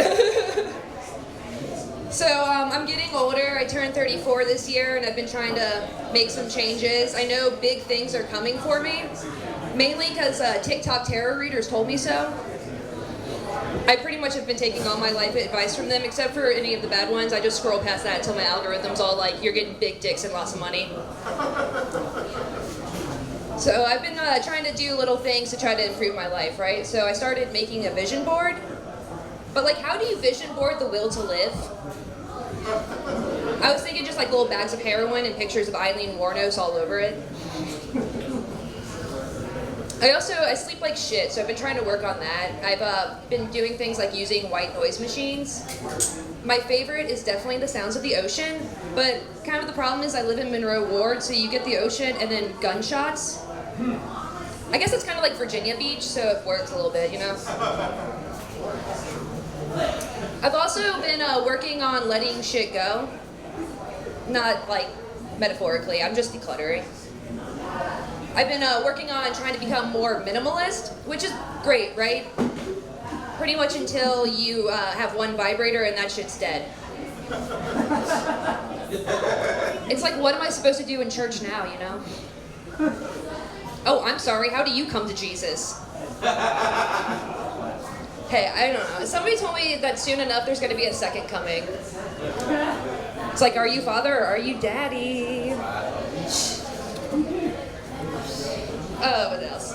Oh, man. Okay, so I love marijuana. I was going to say, we're in Richmond. I at least expect one clap from that. Have you ever been so high, though, that you took a hit and then walked out of the room, walked back in, and thought you saw a fucking ghost, but it was just a cloud of smoke? Happens to me every time. But the problem is I also live in a haunted apartment building. The shit's from the 1960s, though, so all the ghosts have been like men telling me to vacuum and trying to lobotomize me. There have been some nice lady ghosts that have just been like sprinkling Quaaludes and then telling me I'm not good enough. It's actually probably just my mom when she comes to visit, honestly. Speaking of ghosts, my grandma died last fall. Yeah. No, it was sad. She finally succumbed to this just long, drawn-out battle with being old as fuck. See, I'll get her, right? No, see, Grandma turned 90 in the year 2020, the year of our Lord and Savior, COVID-19. And that year, I remember talking to her, and she sat me down, and I thought was going to instill some of that amazing grandmother advice that only somebody who's lived for like 90 years could tell you, right? And she looked at me and said, "Bonnie, my mother lived to be 98 years old. Do not let me live that long." You're welcome, Grandma. Can't say I didn't give her anything, right? No, the sad reality is she succumbed to a long battle with dementia. and we all know how sad that disease is. She had to miss her favorite niece's wedding. It's fine. We told her she was there. No, I was reading up on these studies while she was sick about music and dementia patients and how fascinating it is that they can just lose all of their memory but hold on to those songs that really stuck true to their heart. And I tested this and would play her favorite songs for her, and I found it to be true. Crazy to find out Grandma's favorite song was Eazy-E's Give Me That Nut. Too bad that bitch lost her mind. That dry bitch would have loved wet-ass pussy. All right, let's keep it going for Jacob and the amazing time at Home Sweet Home as it comes to an end. Bonnie Caldwell, everybody. Oh, yeah. And Bonnie, I said this to everybody else too, but now that I'm leaving, someone else needs to tell you to hold the microphone closer to your mouth. That would help a lot. There was funny stuff in it, like the Virginia Beach. I agree, it's a cesspit and we should bomb it. I agree with you. Those people should be killed. They're garbage. I just think, why don't they know how to clean things up? They turn it into mountains. It's actually, I'll tell a quick story. The worst intro I ever got in my life, I went down to do a show in Virginia Beach. I got invited like 3 years into a comedy. An Irish firefighter bar called Murphy's, and I go down there, I'm in a certain mindset, and I'm like, all right, that'll be cool, and I go down there, and at 6 p.m. in Virginia Beach, suddenly everything becomes urban. Oh, I'm sorry, have you guys been to Virginia Beach? That's how it works. And so I go to Murphy's, the Irish firefighter bar, and DJ Cool Whatever is running it, and I'm put last on the list, and then when I finally get my intro, here's the intro. It goes, "You next comic? He white." And because it was 2010, I dropped the N-word twice and won them over. Because things used to be different. Oh, anyways. Your next comic, that's related. Your next comic, last time I saw him, he invited me and Chuck Waring to do an offensive comedy show in Washington, D.C. Right after, I think it was right after Joe Biden was elected. And the show was so bad that Chuck and I both critiqued the audience. We were the woke scolds of the whole show. Me! I was like, hey, you guys should stop saying sand and words. I agree, guys, but the war in Iran is over, so we go back to respecting them now. Sammy Tanimi's on the list. Everybody, put your hands together for TC's own, whatever. It's Gabe Popescu. Keep it going for Jacob one more time, guys. Let him fucking hear it. Keep it going for Jacob. Keep it going for your host. Keep it going for all 5,000 of you guys for being here for this show tonight. Keep it going for yourselves for being here tonight. Oh, you do make noise. Cool. Let me get one more round of applause for my friend who just won first prize in a butt plug competition. Yeah, I told him, good job, buddy. I always knew you had it in you. Hey. I like how it just made you cheer for Jacob twice there. Anyway, guys. So I used to live in Richmond. I kind of got my start at this mic, but I do live in D.C. now. I unfortunately live in D.C., a city completely full of annoying-ass people. Right? There's a lot of people in D.C. I would never refer to as white trash because they're more like white recycling. Right? Like if white trash is full of shit, white recycling is full of ethically sourced shit. White trash probably coasting on unemployment. White recycling usually works in consulting. Right? Cool, no consultants here tonight. Your guys' souls are all lighter than a feather. Cool, good to know. Yeah, no, white trash will get wasted off of a Bud Ice 40, then start screaming racial slurs. Jacob. White recycling, on the other hand, will sip on a craft IPA and then have a conversation with you about crime statistics, right? Like, have you ever heard something that's so obviously meant to sound super woke, but comes off sounding more racist than anything else? Like, listen to the way politicians talk. Politicians will be like, we need to stop climate change because rising sea levels are bad for the residents of Atlanta, Georgia, and they can't swim. Fucking Pat loves black people, and he loves that joke. Anyway, guys, let me ask a quick question for the guys that are here. Fellas, have you guys ever won an argument against a woman? That's what I fucking thought. It doesn't happen often, but I've done the impossible once. I've won one single argument against a woman, and I'm gonna share my secrets with you guys, right? So a couple years back, me and my ex were in a heated multi-day argument. It was a bad one. We didn't even know why we were fighting anymore. We were just at each other's throats for a whole weekend. And that Monday after work, she is so ready to tear me 5 new assholes. She's all huffing and puffing until I say the magic words. I say, honey, I just got off the phone with my dad. My grandpa just died. Boom, unanimous victory for Gabe, right? Everything is forgiven, and all it cost was the life of a grandparent.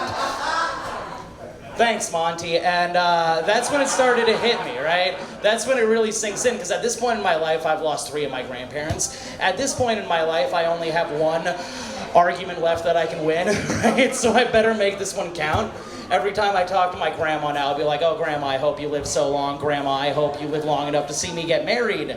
Because that's when I could use the assist, right? Right? It's going to be my future bitch wife screaming my ear off about shit that doesn't even matter. She'll be like, she's going to be mad at me because I spent all day syncing up The Dark Side of the Moon by Pink Floyd to body cam footage of George Floyd, and apparently that's morbid. Apparently I should be ashamed of myself, and what do you have to say for yourself? And like, I'll tell you what I have to say for myself is that I just got off the phone with my dad. Grandma's dead. Marriage saved, you know? Anyway, guys, we got any alcoholics here today? Make some noise. Any alcoholics in this fucking bar on a Tuesday? I don't know about you guys, but I'm actually celebrating 2 years, guys. I'm celebrating 2 whole years since the last time that I was sober. Right, I love drinking. I do it all the time. Some days I'll think about having a drink after work, and I just start literally shaking with anticipation. You know, sometimes I hear people talk about drinking a lot and they sound disappointed in themselves. I'll hear people be like, if I have 1 sip of alcohol, I lose control after 1 sip of alcohol, and I shove my balls. I pass out drunk on a gas station toilet. And I think to myself, thank God that I'm only an alcoholic and not a fucking moron.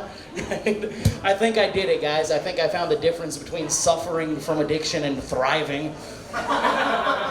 You know, like, I don't want to be insensitive, but, like, I think sometimes people get sober and they get cringe. Like, if I wanted to hear stories about how fun someone used to be, I might call my parents more often. You know, someone refusing to grab a drink with me because of how much they used to drink makes me feel like I missed out. That'd be like if I were to meet the President of the United States and I were to tell him that I used to be a minor, you know? Talk about too little, too late. Right? And don't even get me started on the people who get sober and turn into Jesus freaks. Right? Your Lord and Savior didn't have a BAC, he had an ABV. According to the Bible, we were all made in the image of God. Here's the thing, right? If I was made in the image of God, are you telling me that God is a fat retard? Cool. Bunch of you guys heard that earlier. I'll end on this quick one. Guys, we got a real bad opioid epidemic going on in America. Way too many Americans are shooting up heroin. I just think heroin's a weird thing to call a school.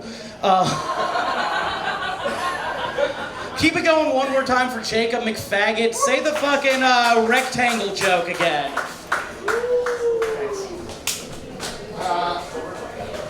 Gabe Popescu, everybody. Keep it going for Gabe Popescu. There are a couple people here for the first time tonight, and I have no idea what the fuck they're thinking. This has to be very weird for them. All right, we're going to keep this thing moving. Your next comic, I was just downstairs and said, wow, seeing all these people who haven't been out so long, it's just like Sandman's opening in. So I said, are you shit-faced drunk right now? And he said, no, but he's a liar, just like he was then. Everybody, put it together for Monty Giles. All right, let's keep this thing going. Your next comic would love to own black people, but his credit is very bad. Very bad credit. Put your hands, no, it's true. Put your hands together for Patrick Grady. No one can say things like that. I have good credit. I have very good credit. You're right, it's a buyer's market.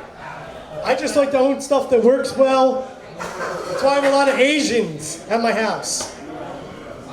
I'm getting a no. Whatever. It was worth a try. That's fine.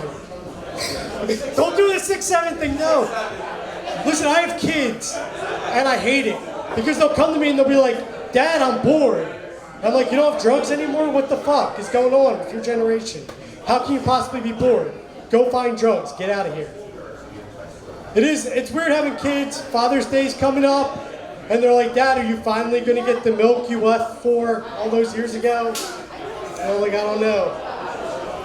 It's crazy. I've been losing a lot of weight lately, and I started thinking like, wow, this is awesome. I'm doing good, losing weight. And then I realized I'm in my 40s, and I was like, this might be cancer. Fuck. Like, so I went and got screened for cancer. I got a colonoscopy. My wife got mad. She's like, I'm gonna sue those fucking doctors. And I said, why? And she's like, because they gave you the pictures. And I'm like, so what? She's like, you turned them into Christmas cards. And I was like, yeah, and? She's like, you sent it to my grandmother. And I was like, so? She's like, in February. I'm like, I'm never on time with these things, dear. I can never keep it together. The Iran thing is weird, bombing the school, because people online were like, look how close the school is to the military base. And I spent 15 years in the military, and I don't know if you know this, but we have schools like on our bases. So like, what is that flex? They're like, it was right next to the base. I was like, ours is like right in the center of every base, usually next to the hospital. So what I'm saying is we should bomb those schools first, because fuck them kids. I don't know, it's weird. Being a veteran is crazy because people are like, why don't you support veteran-owned businesses? And I was like, well, when I was in Afghanistan and people should have been really good at their jobs, they weren't. They were really fucking bad at them. So why am I going to call that motherfucker to come be a plumber? It's a good way to wake up in the shit again, you know what I mean? Like, just don't want to deal with it. He gets it. Everybody else is like, oh, I don't understand. That's fine. Fuck you guys. I'm so glad this is the last Home Sweet Home because I hate this room. By the way, this is the only Richmond mic I come to. And I just come here because then when I go bomb at a show, I'm like, it can't be worse than Home Sweet Home. Ever. I also like that it reminds me of every porta shitter in Afghanistan I ever jerked off in. You know what I mean? Like, gets me aroused, I'm not gonna lie. That and looking at Jacob. She reminds me of every like Afghan child I ever shot at.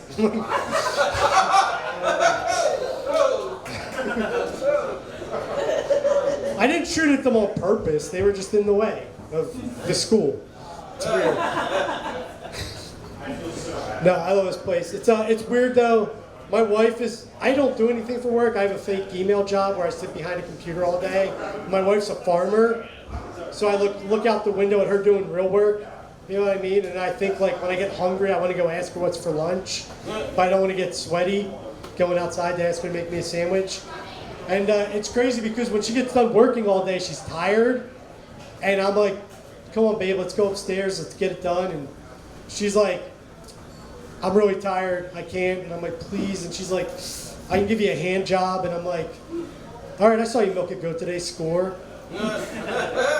And then I remember the porta shitters in Afghanistan, and I'm like, I need more romance than that. You know? And then I look at her hands, and I'm like, who the fuck wants a hand job from a farmer? I might get a splinter. All right, that's all I got. I'm going to bring your host, Jacob, back up. And I'm not going to shoot him. Thank you. All right, everybody, give our Patrick Grady. On America's 250th anniversary, remember, we pay for Patrick Grady to get health care. Now, we don't pay the whole bill, we just add it to the debt, but we do pay for him to get health care. And he's clearly taking advantage of it. I'm not crossing out a joke, I'm crossing out veteran benefits. All right. We have our first substitution of the night, everybody. Your next comic, we had to pee, as we all do sometimes. But your next comic is ready to step in whenever a stream is broken. Your next comic is the real Slim Shady.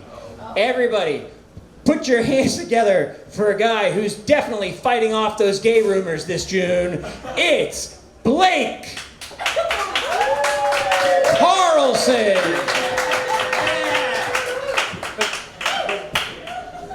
Good. Good cards. Your spots aren't safe with me. UP, I take that shit, every single one of you, okay? Guys, summer is just beginning, but it is never too early to go back to school shopping, okay? I'm gonna fuck Miss Harris this year, I swear. Ninth grade's gonna rock. Oh boy, I don't know. I've been trying to catch up on some reading. You know, reading some of my favorite books. And the one I'm reading right now is The Indian in the Cupboard. And I know it's like kind of like a stupid, outdated term because most people call it a cabinet now. But I gotta do what I gotta do. They didn't know what they were saying back then. You know, they were stupid. They were ignorant. I am straight, but I once sucked a dick so big. I once sucked a dick so big it came in my ass.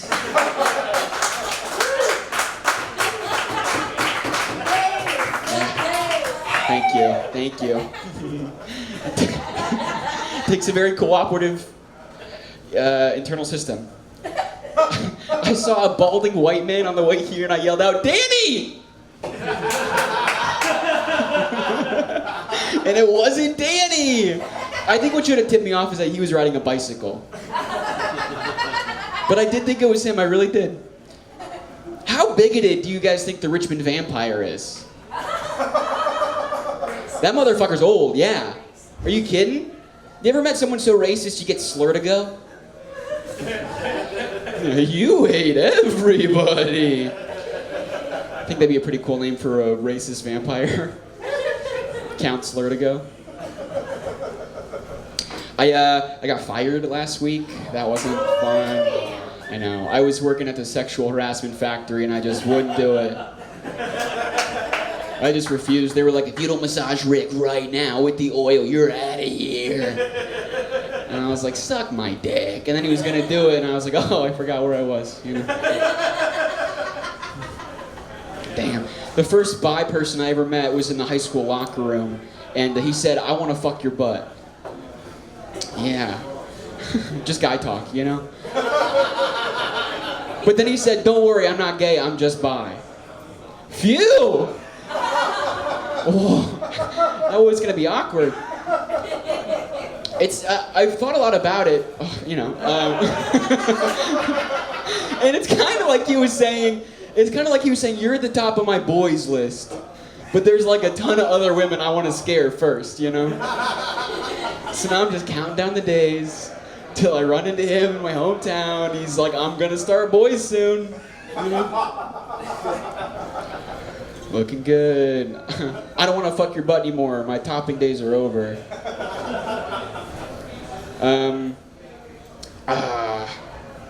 Comedy's hard, guys. It's tough. You're doing great. Thank you. I don't know. Just the writing of it and the performing, just building bits, and I'm working on something, and maybe you can help me out. You know, it's sort of like a loose premise. You know when in movies and TV, people are kissing and the gum ends up in the other person's mouth, you know? Okay. I'm sort of worried. It's a very common trope. So they're kissing and the gum ends up in the other person's mouth. You know, it's very common. It's a very common trope in like rom-coms and stuff, right? I'm working on a similar premise where two lesbians are scissoring so hard that one of their tampons ends up in the other's vagina, you know? There's something there. I think New York is pretty happy Pride Month. I think about lesbians a lot, but like only their faces, you know, just them kissing. I think New York has gotten super good at naming tragedies because like Triangle Shirtwaist Factory Fire. That's a mouthful. That's a damn mouthful. Yeah. All the information's there, but like, where's the staying power, you know? 9/11, on the other hand, it's got impact. I don't know. It's almost like they're saying you're allowed to forget the Triangle Shirtwaist Factory Fire. And I resent that. All right, I've been Blake Carlson. Give it up for Jacob McFadden.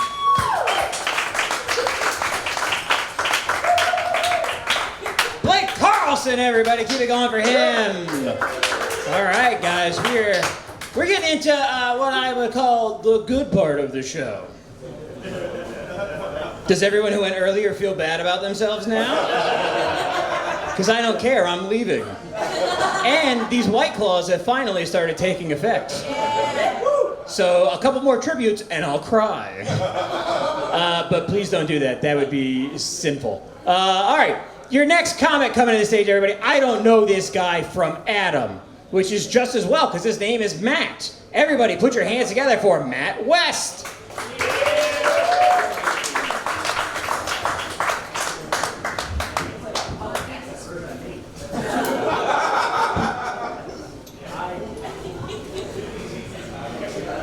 I used to do contracting work for this one guy at an apartment complex.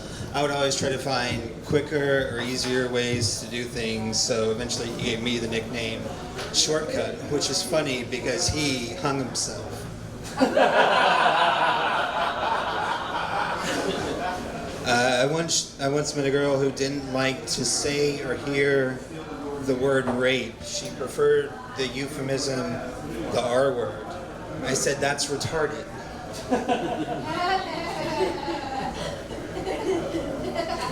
This is old Bill Cosby, Clemson Tigers baseball card, and it's got all these made-up stats on the back, but at the bottom, right next to signature move, it says, stealing third base.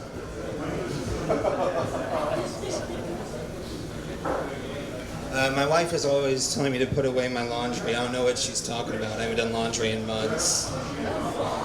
She calls me a pig sometimes. Apparently I have a tendency to just brood around down there.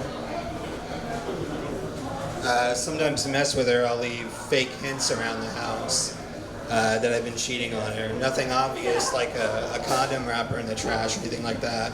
I'll just like make the bed. She'll come home, she'll be like, did you put away the dishes? She actually confronted me the other day. She said, are you cheating on me? I said, am I cheating on you? What am I, a child? I'm having an affair.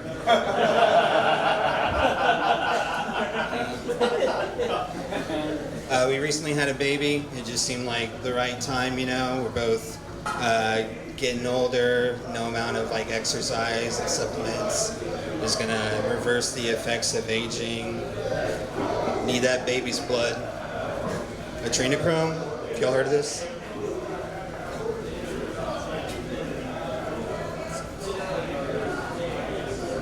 I recently started the fruit diet. I'm only allowed to eat sausage. My friend told me he and his girlfriend were having a baby. I asked if they planned on having a gender reveal party or if they were just going to wait for them to decide.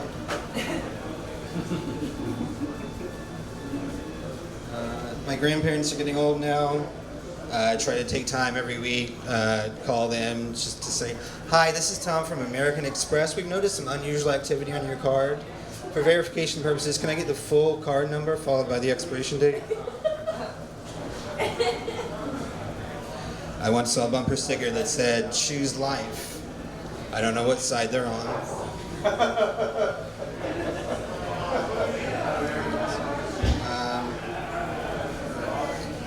My friend's dog recently got sick and they had to amputate all of her paws. So I said that bitch needs to get a grip.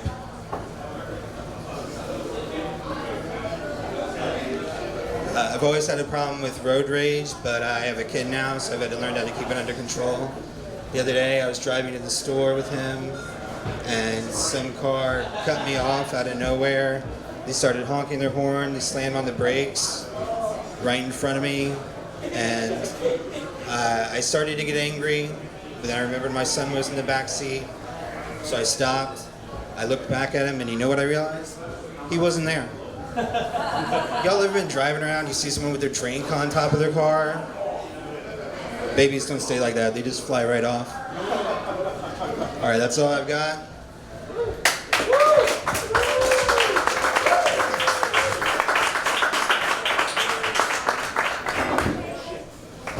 Yeah, Wes, a goddamn professional, hitting that time, everybody.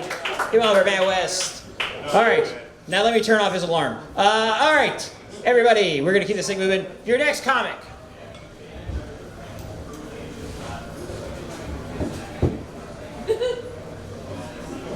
Your next comic. Do you like bologna? That's a question. Do you like bologna? You don't like bologna? Well, that's good, because your next comic is no phony baloney. She's the real deal, everybody. Come on, give it up. Give it up. Give it up. Okay? The real deal. Your next comic helps children, and they are our future. So your next comic is kind of like a future person. Do you want to see a future person talk about contemporary issues? Okay, if you guys want to get some stock tips, here we go with a future person. Everybody get ready for a future person. Jordan, and I've been told it's multiple, Phipps.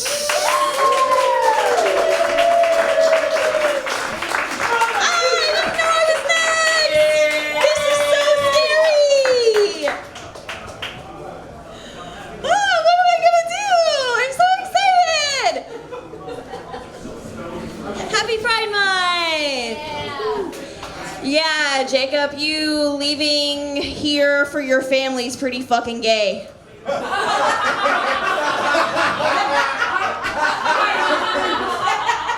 literally just said that to Mary Jane French, the authority on gay.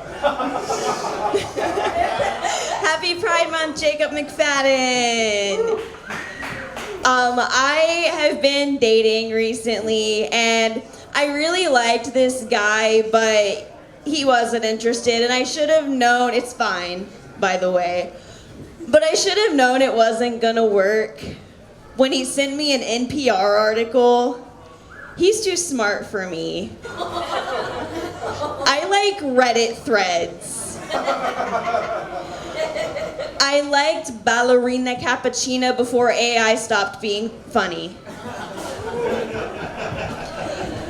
When I go on the gram and I search through my Instagram reels and I see funky videos, people keep saying owl slop. What is that? Owl slop? I have dyslexia, by the way. I have dyslexia, and I'm also a little bit gay. Enough to fit in. But like, what happened to me is when I went out to join the LGBT club, I joined the BLT club. Sandwiches.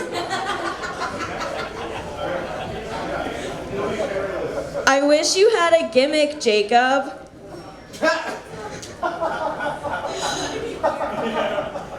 Ooh, I know.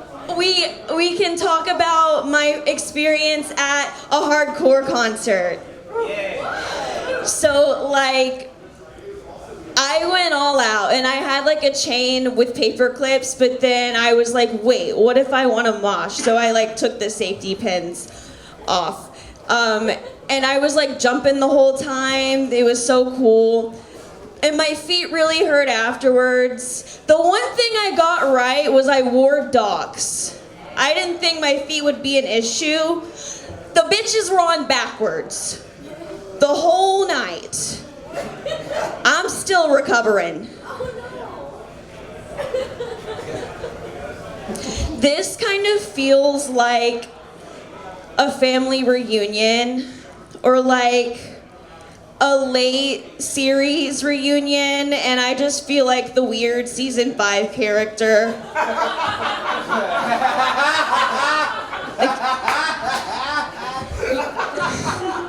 You feel bad for not giving me a chance, but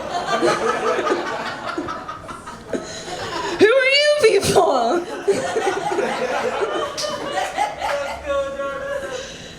Thank you. You want to talk about, I want to talk about this guy that threw a ladder at me. It was a floppy ladder, I'm fine. It was at the Gold's Gym, and he like took my ladder and like, look at this. I just assumed he was scared to talk to me, because wouldn't you be intimidated by that? And I didn't have my shoes on. This feels like a long time. How much time do I have left? Okay, I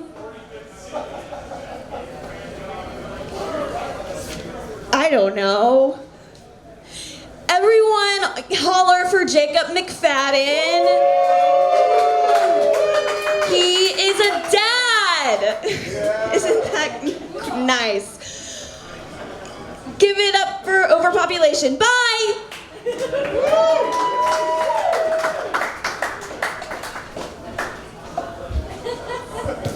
Jordan Phipps, everybody. We lost Kat Dennings, but we got Jordan Phipps. That's a two broke girls joke, which I'm glad nobody laughed at. Sorry, I have a wife and children. I watch CBS. All right. So, your next comic was supposed to be Sammy Tamimi, but he was watching a soccer game or something, and now he's not here. And we've got the best replacement for Sammy Tamimi ever. It's like he was here the whole time. Everybody, Sammy Tamimi's clone. Put your hands together. Surprise guest star, Mary Jane French. People ask me, now you're quitting, they go, what are you going to miss the most? And there's a lot of things, but one thing I will not miss is being accused of clumping. Do you guys know what clumping is? Clumping is when people who are not booked on your showcase accuse you of putting people too close together on a list because they don't like you. All right? I originally had an Iranian followed by your next comic. Things just worked out that the Iranian didn't show. Not my fault, busy over there, okay? But your next comic is not a clump. I thought we'd give a big round of applause and not a clump. Okay? A bunch of different cells. Everybody. One of my favorite comics in the city. The James Munoz of the transgender community. I think you could be a metalcore band if you wanted to. It's Flow! Give it up for Jacob. He loves clumping. Don't let him tell you different. It is easier to program a show now. Yeah, that's his level of homophobia. He's like, before gay marriage was legal, he's like, I think faggots should get married. All right, to honor this mic on its last day, I'm gonna try a bunch of new stuff that's probably not gonna work. I was talking to a coworker today, and I was like, hey, if you got married, and then after you got married, you found out your spouse was a juggalo, would you get a divorce? And they said, no. And I said, it would be divorce immediately for me. If you hide that shit, because maybe if you tell me before we get married, we can get you the help you need. But if you wait until after and start talking about magnets, okay, some people say the phone eats first. I don't think those people have ever been on food stamps. You hear, oh, by the way, Sammy Tamimi is Iraqi, I believe, right? Yeah, he's Iraqi. And he owes me $300 for knowing the capital is Baghdad, okay? Don't let him tell you different. Thank you. Hey, if there's a God, why do we look just like Superman? Explain that to me. You hear a lot in the news these days about marginalized people, and whether it's Palestinians in Gaza or black people in America, you're always hearing about marginalized people. I just can't believe they're not butter. Y'all know the really old riddle about the doctor and his son getting in a car accident? Yeah. They go to the hospital and the doctor's like, I can't operate, this is my son. And like, back when people were sexist, people got real confused. They were like, ugh. That riddle, fun fact, doesn't pass the Bechdel test. I agree. I've been, well, maybe we'll try this one. I've got I'm a pretty good feminist. What's this say? Missing what? Missing the premise, am I right? I'm a really good feminist. I have a body pillow that's Susan B. Anthony, and she has her own bed. I know that joke makes me sound kinky. I'm not very kinky. My safe word is stop. I was talking to one of my friends who's really into kink, and she was just like, yeah, this new person I'm hooking up with likes when I smack them, and they like to call me mommy, and I'm just like, I'm good. I think my kink is I think my kink is eye contact. I think his sweet tender eye contact. I already did that one. I've been sober for about 2 months. Yeah, don't clap. It makes me feel bad for lying. But this is a true story. I was at a you won't believe this shit. I was at an open mic just last week, and it was one of the later open mics. Started like 9:30, and the first 4 comics that went up were all like, "I'm sober," and if that ain't a recession indicator, I don't know what is. People going out at 9:30 p.m. to do hobbies sober? What? We're poor as fuck.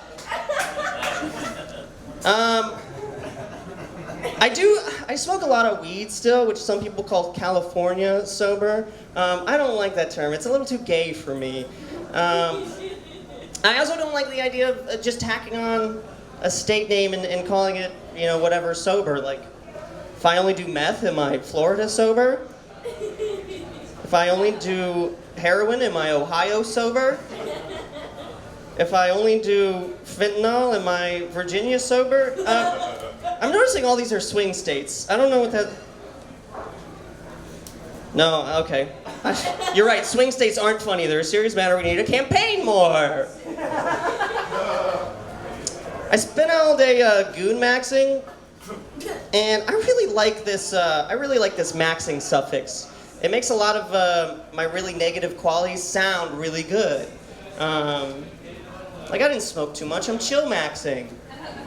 I'm not bad with my money. I'm debt maxing. Did I already do the juggalo thing? Yeah. Fuck. God damn it. I was such a strong closer.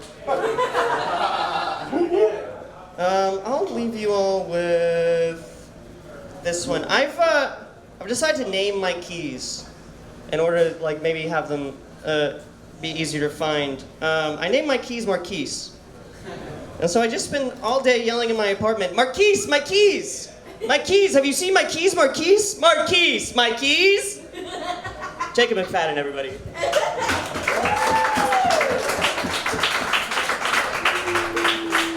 Whoa, everybody! That last joke is a hit with speech pathologist, everybody. Flo said their fetish is eye contact, and I agree. This is actually true. I like to kiss with my eyes open. Yes! I like to kiss with my eyes open because it's a great fetish to have because it's impossible to get caught. Unless the other person has their eyes open. At which point it's an easy argument to win. Like, Jacob, what are you doing? What am I doing? What are you doing? I was right to trust my instincts, you sneaky bitch.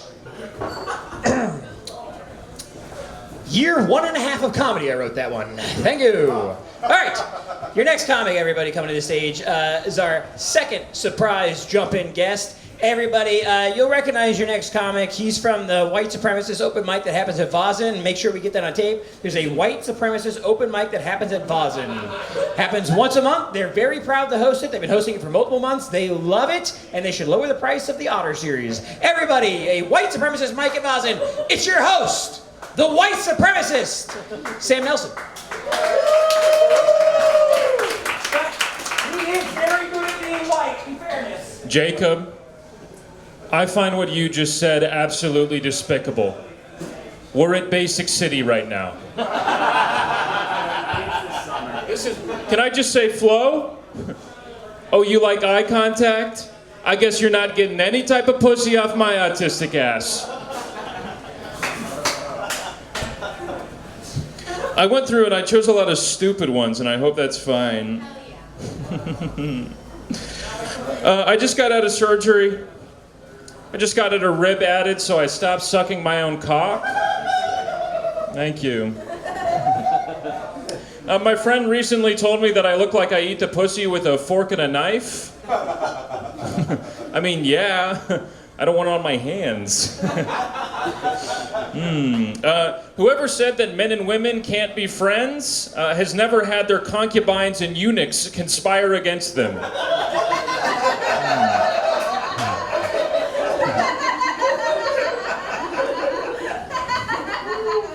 I was recently in the ethnic food aisle looking for tomato sauces, and I saw one and it was called Prego sauce. Folks, that's cum. No. Hey, come on. I was talking to my telepathic friend the other day. He told me that he feels like I only use him for hypothetical stand-up jokes, and I told him I don't need to speak. That was a double. You molested so many people. Sorry. If you guys were here earlier, you'd know exactly what I'm talking about. All right. So this isn't quite a stool, but I've been meaning to kind of demonstrate something. So guys, comedy, this is a lesson. Comedy is actually all about subversion. Okay? So what would you expect me to do here? Something like this? Not quite. I'd like to introduce you to the future of stand-up comedy. Oh! Whoa! Happy Pride Month. Thank you. Guys, it is really great to be here. I can't believe we're putting Jacob down after this. It's about time. Look, he'll disappear. I would disappear too. Guys, if Magic the Gathering cards could suck you off, you'd never hear from me.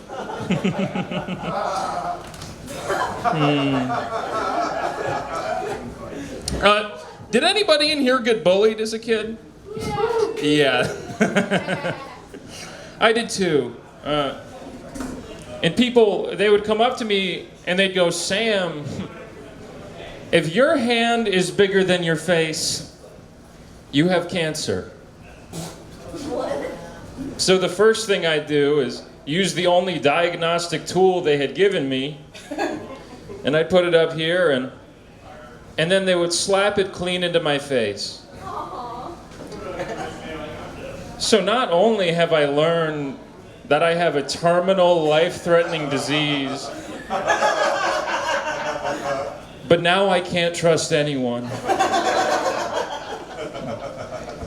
You know, they do stuff for kids like me.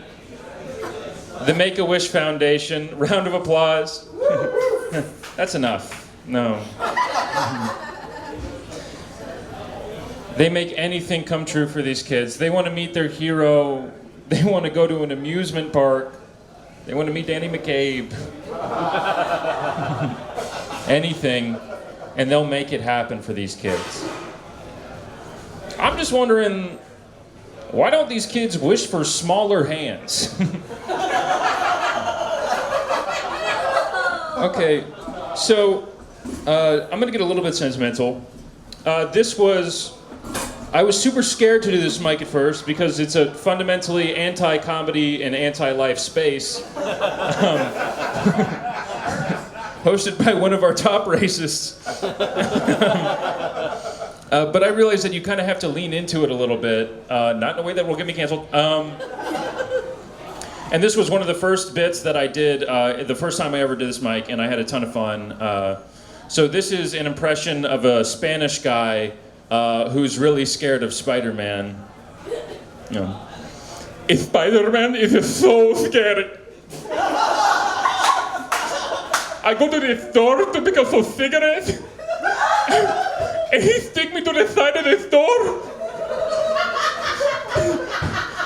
I hope the green goblin hurts him so bad. Thank you, everyone. I'm Sam Nelson.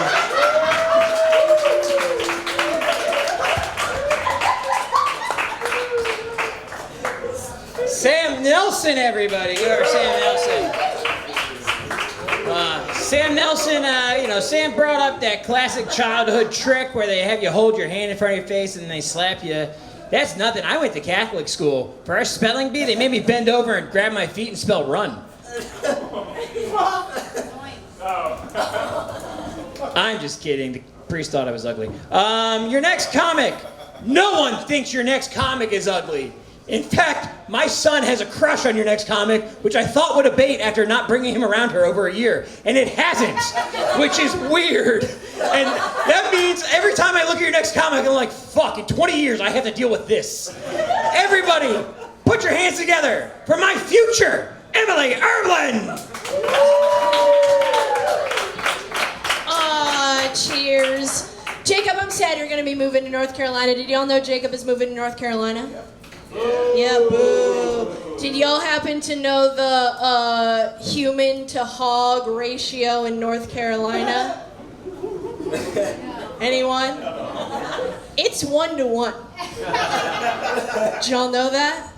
Yeah, North Carolina is the third biggest national producer of hogs. I didn't ask Jacob why he's moving to North Carolina. Bringing 5 people, we're tipping the scales. Time for human supremacy. I can do math. Thank you. She went to U of R. As a hog for each of you. There's a hog waiting for you in North Carolina, and you can do whatever you want with it. And that's the American dream. I'm moving to North Carolina. Me and this guy are gonna fucking pig. Damn, I know the hole. It's a pig when I fuck it. No, what do Jacob's wife and microwave popcorn have in common? They punish you if you pull out too late. Even a second too late, and everyone will know. And sometimes it's embarrassing. That's it. No, I am sad that this mic is ending. It's a Richmond institution. The longest running open mic in Richmond. This mic ending is like, it's like cutting down the California redwoods. It's like, it's like burning national monuments.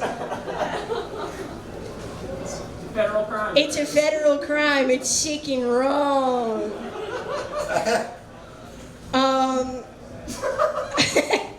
Oh no, Sam said if he could fuck Magic the Gathering cards, we would never see him. And I was thinking about the equivalent in my life. And I really like to garden. So I was like, if I could fuck anything in the garden, what would you not see me? And I couldn't really think of a good answer, but unrelated, I'm growing giant pumpkins. I'm growing giant pumpkins. That's really cool. Thank you. It's very hardcore because in order to grow one giant pumpkin, I have to let my pumpkin plant produce many pumpkins and then wait till they're like human head sized, pick a favorite, and then cut off the rest. Wow. Right? And then they're super high maintenance once they get growing. They take tons of fertilizer, tons of water. A giant pumpkin can take, 5-10 gallons of water a day when it gets really big. And people have been ragging on me for the environmental impact of my giant pumpkins. I'm getting DMs about it. People are saying, do you know how much water your giant pumpkin's going to devour? So thankfully, I came up with a plan. When my pumpkin gets big and it starts taking a lot of water, for every day that I water it, I will slaughter one person who tells ChatGPT about their feelings. And I think that it will even out. And I think my pumpkin will benefit society more. Actually. What else do I want to talk about? In honor of saying jokes that we've said at very early Home Sweet Homes, I found a note on my phone with jokes that I told in May of 2023 here. And this is the only one I felt I could maybe say right now. Why we always gotta abbreviate mac and cheese?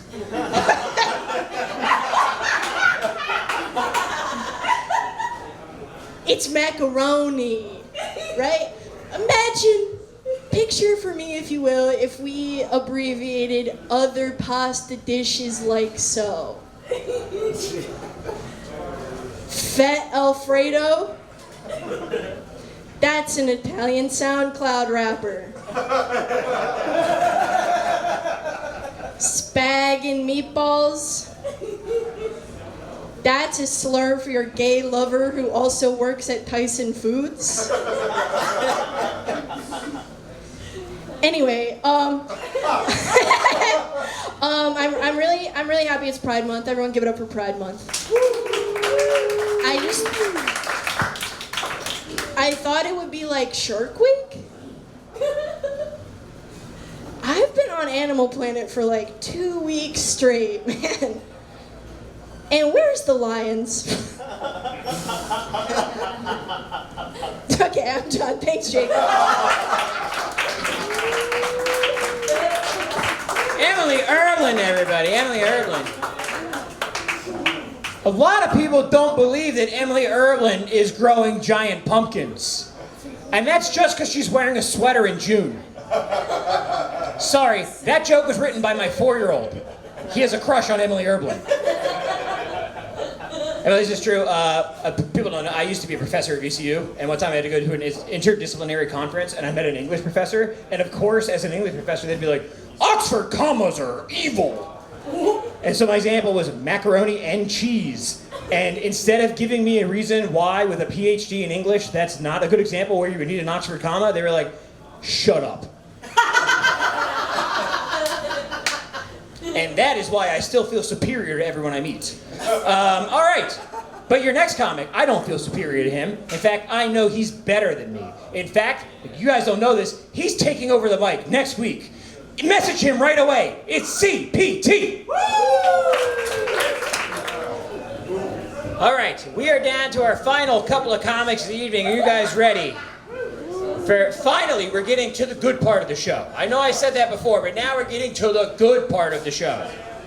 Now, Shomeek is still here. He was number 4. That must make him feel terrible. But we're getting to the good part of the show, everybody.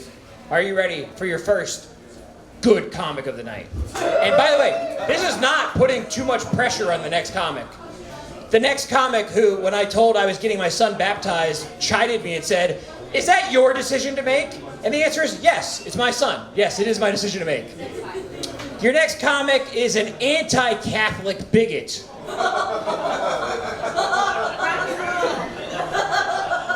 Anyways, catch her and her ska band this weekend performing at Banditos. Everybody, put your hands together for Stephanie Moyer. Could those shorts be any tighter, Jacob? I can see your asshole. Nice, isn't it? I can see why you're moving away. Use only the good toilet paper on that asshole. You use 1-ply. You use notebook paper that you crumble up. Scrape off a couple cells. Hi, everyone. I saw Jacob and Mary Jane French 12 years ago at Bottoms Up Pizza. They were the first 2 Richmond comics I ever saw. They made me think that one day I could never do this. And then other people told me I should do it. But I still look to you guys, so we're going to miss you. I guess I'm going to speak for everyone. I think they'll be okay without you. Jacob and either Mary Jane French or Flo mentioned they like eye contact. It's their kink. There's a lot of clumping. I can't remember. I got a lazy eye, though. So who likes people where their eye halfway through starts drifting to the side? Who likes that? No? No? Oh, you have a lazy eye, too? At times, yeah. At times. Oh, okay, cool. This is Duke's Mayonnaise Nation, right? All right, I'm from the Midwest. We like Miracle Whip. It's what my dad used to call his belt. It's also the Lord's spread. All right, great. Let's get into it. 2 girls, 1 cup. Do you think, Blake, that if there wasn't poop in the cup and there was ice cream, we would still be talking about it? No. No, right? Because ice cream in a cup, 2 friends sharing it, that's just the best day ever, right? Yeah? All right. I didn't say that joke well. That's cool. Do we like true crime? No, there's a lot of white guys here, or light-skinned folk. We don't probably like true crime. All right, that's cool. I like true crime. I was listening to a lady talk about how her child was molested. but she kept calling the child molester a chomo. It's too cute of a nickname for what they're doing, right? Yeah. And when they asked the investigator about it, he said he was an opportunistic child molester. His nickname was the FOMO Chomo. And when they asked him why he did it, he said YOLO. All right, great. Anyone watching the World Cup? Woo! All right, did anyone watch the France-Senegal game earlier? No. No, all right. Well, France substituted gay for cis. And I thought, during Pride Month? Those are players' names. Okay, cool. You uncultured swines. That's awesome. I didn't write down a lot of jokes. Here's a quick premise. Does anyone trade stocks and bonds here? Oh, you're nodding?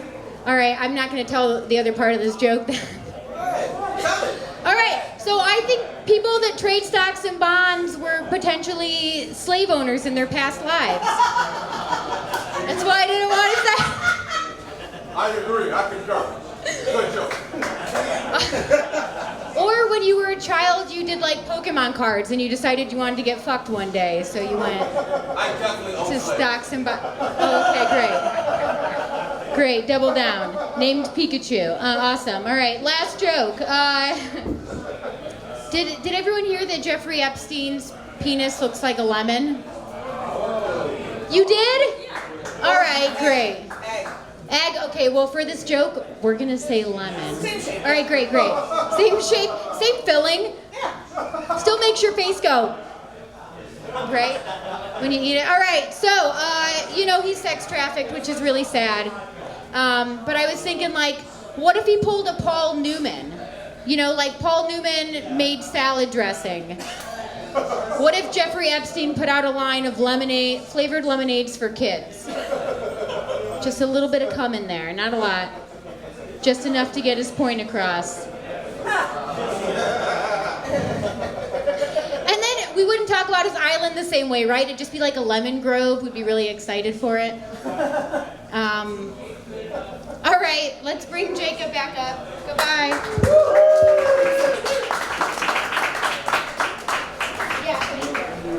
Stephanie Moyer, leaving your cell phone behind. Don't forget your cell phone, Stephanie Moyer. Okay, well, you know what? Somebody doesn't get to have their phone back. I agree with Stephanie Moyer. If I had to smell a child sex dungeon or a lemon grove, I would choose a lemon grove. I do disagree with Kate Carroll, though. A lemon and an egg are not the same. I've never chugged a bunch of baby cock to put on muscle. What, you guys have never seen Rocky? Oh, you put your hands together for Danny McCabe.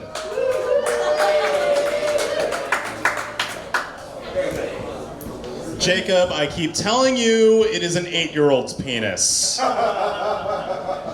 a father, that's a baby to me. Give it up for Prashanth, everybody. He's bike curious. He does seem like a guy who would be into Mr. Beast. I think it'd be funny if there was Mr. East, but he would just be really offensive to Asian people. That's cool. Let's get into it. Guys, I quit vaping. Thank you. I replaced it with smoking cigarettes. Which I realize is just about effective. It really means nothing. It's like saying, I'm quitting eating meats and taking up smoking cigarettes. Oh, Jesus. Oh, man. I am going to miss this show, guys. I am going to miss this show. There's never been a finer room of more autistics, divorcees, loners. Fuck, what else did I write down? Creeps, substance abusers, cretins, and most importantly, comics meeting out here at Tuesday night, late at night. There hasn't been that many people doing that kind of activity late at night since GameStop used to have midnight releases for video games. But I'm just kidding, guys. We're all funny, right? We're all funny. This is a great show. I'm gonna miss it. Hey, I have an 8-year-old's penis and a 13-year-old boy's voice, okay? It's not funny.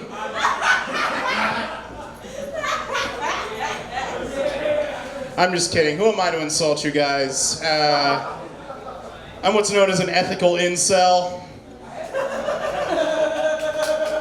That's right. I am involuntary celibate. But I respect women, guys. No need to clap. Thank you. Okay, you can clap a little bit. Thank you to the women clapping. Wow. Of all people to clap at that joke, I didn't think the women would, but I really appreciate it. No, I'm just kidding. I got a lot of issues. I see a woman walking down the same side of the street as me. I pretend like I'm the owner of an unfriendly dog who someone's trying to pet. I go, not friendly, get away! He will bite!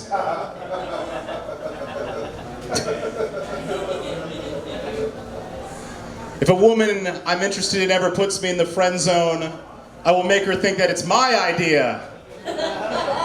That was a test of our friendship and you passed!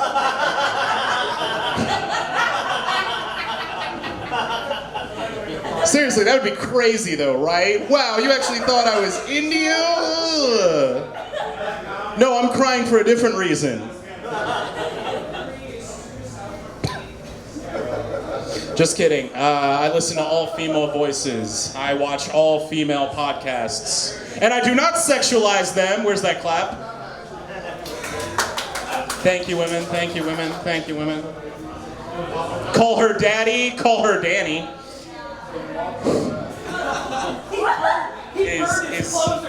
Is this thing on?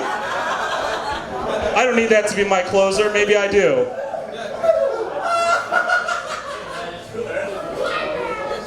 Maybe I do. Guys, I found out I masturbate wrong. Thank you. You didn't even hear the follow-up. I found out I masturbate wrong. A lot of people, they masturbate with their dominant hand. I masturbate with my non-dominant hand. I've been doing that since the very beginning. Because how else am I supposed to hold the rope up? You guys remember those superlatives in high school? Most likely to succeed, most likely to be famous, most likely to die from autoerotic asphyxiation. This guy. Joke's on them, I lived. I don't know if you guys noticed this about me from what I've been saying, but I'm not really much of a ladies' man. Trying to find that right balance in casual relationships is important. I think it's important to have communication, even if there's no strings attached. I really do think that.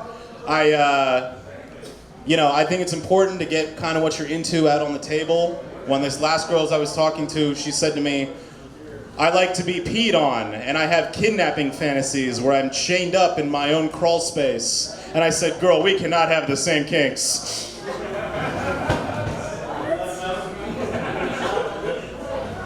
We can't both pee on each other and lock each other up in each other's crawl space. I mean, you're basically playing Monopoly at that point. What's sexual about that? But it was my idea, you know? I'll leave you guys one last one. I think it's wrong, the lies that we tell ourselves in the intimate moments. I really do. I had a woman tell me, this pussy is all yours. Said, first of all, this is a buyer's market, not a seller's. This pussy is like a timeshare, okay? 3 more weeks and it's the next guy's turn. This pussy is like an Airbnb. If I don't clean up, then I'm going to be hit with a fee. This pussy is like a halfway house. If I don't come in clean and sober by midnight, I'm not allowed back in at all. All right, guys, my name's been Danny McCabe. Thank you all so much.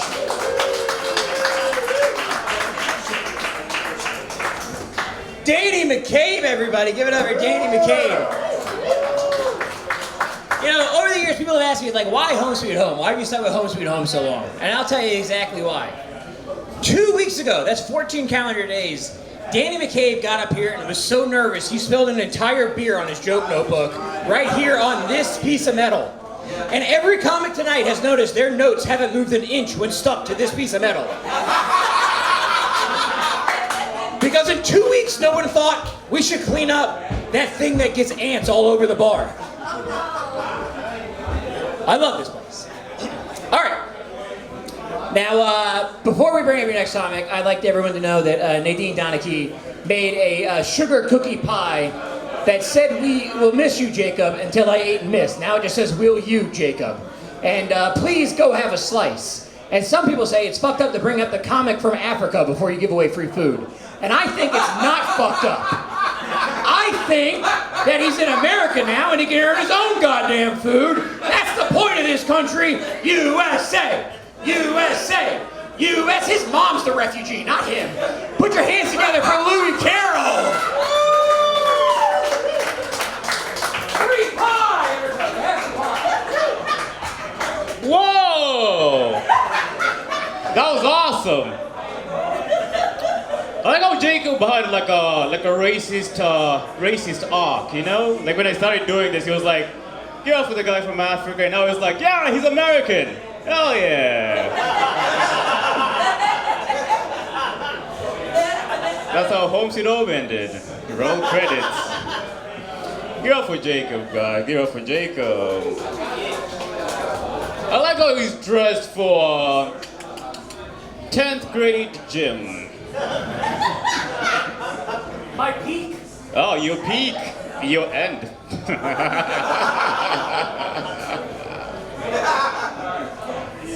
You guys having a good time? You having a good time? Anybody drinking? People drinking here? One? Alright.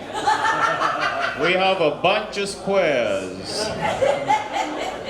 Whenever I drink, I need to go to the bathroom real quick. You know, I have a tiny bladder, you know? Here's how I go to the bathroom. Here's how I powder my nose. Full disclosure, I tinkle while I'm sitting down, alright? Yeah. I do it facing the other way like I'm riding a motorcycle. Remember when people were afraid of zombies? Remember that? What are people afraid of now? Immigrants. Right? Which is so lame. Jacob, which is so lame. Which is so lame, you know? When are we gonna get to be afraid of something cool like Egyptian mummies, right? Not only are they zombies, but also immigrants. Right? They'll eat your brains, then there goes your job security. Alright? I don't try to get political, but we all know mummies are just deported zombies. Right? And they didn't even deport them to their hometown. Come on. Cleopatra is from Ecuador. Alright? And King Tut isn't even an immigrant, alright? He's from Jacksonville, Florida, alright? Anybody get high? Sounds like a room full of undercover cops. Whenever I get high, I like to go, I wish I could name my lighter. You know? We're always losing lighters, right? I like to name my lighter Michael Jackson. That way when I lose it, I can go, has anybody seen Michael Jackson? And he'll go, what color is your lighter? I'll be like, I don't know. Could be black, could be white. And he'll go, how do we even help you? And I'll be like, ah. All right, I'll narrow it down. The face is plastic. All right, cool. Any single people in the house? Hell yeah, hell yeah. I'm so tired of watching porn alone. Right? I was watching Beauty and the Beast, and there's so many people walking at that palace. Right? So many. If I was in his position, so many people walking at my palace, I have so many friends to watch porn with. Could you imagine watching porn with household appliances? Right? The microwave can make popcorn and then, watch it with you. Or the laundry machine can watch, the laundry machine can get horny for stock porn, different from how you get horny for stock porn. There you go. There's the button. We're doing old jokes from Home Sweet Home. I'm gonna do. Where's the mic stand? I'm gonna do all the intros Jacob had for me. Your next comic, he's from Chicago. Your next comic, he's from Ohio. Your next comic, he's from Kentucky. This is him for 3 years before I go up. And I just want to say I'm going to, I'm not really going to miss this place. But I'm going to miss Jacob. He's a very fun Aryan. Give it up for Jacob McFadden.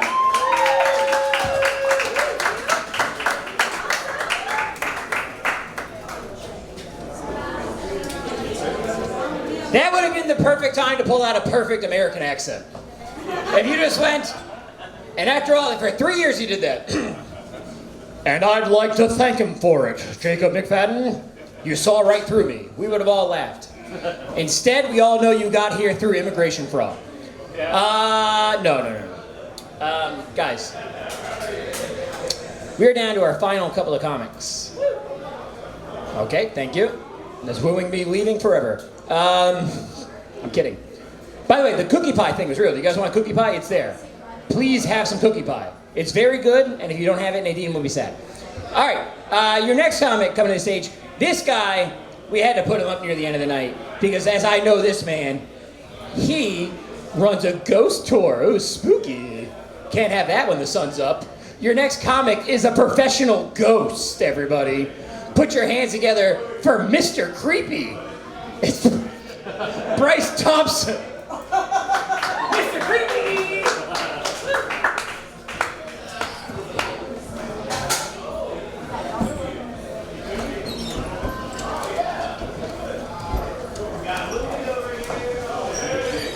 Perfect. Can y'all still hear me out there? We're doing it from inside here tonight. What is up, pimps? Yeah! For the first time in Home Sweet Home history, the comedian will take a piss while doing stand-up. That is right, he will pass a kidney stone.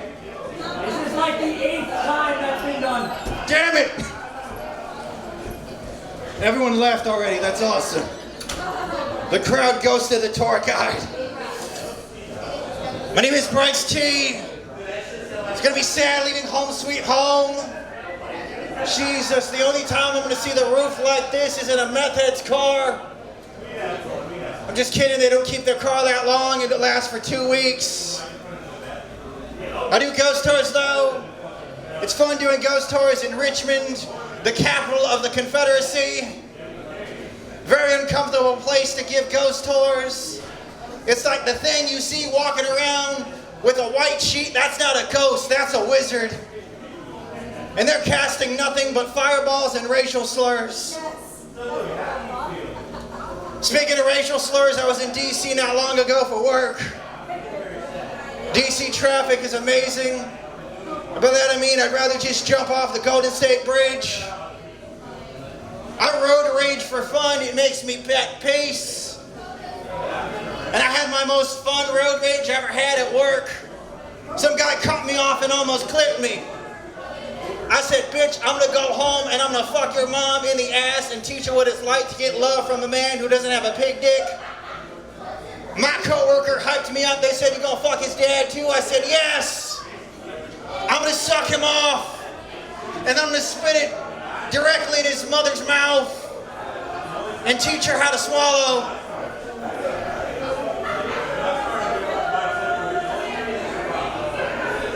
Shut up down there.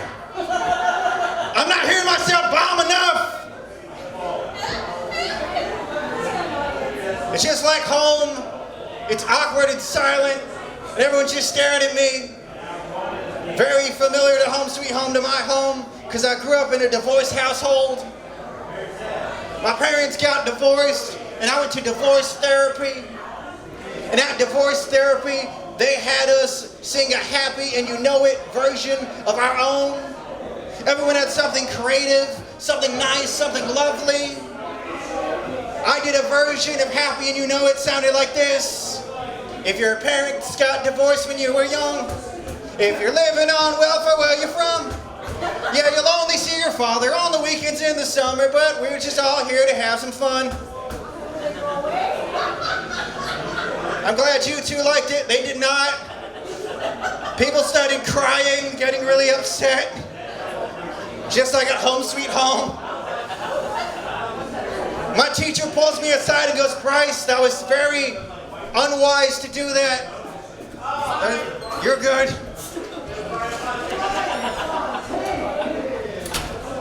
Wash your hands in there. Good. He told me it was very uncomfortable to do that and inappropriate.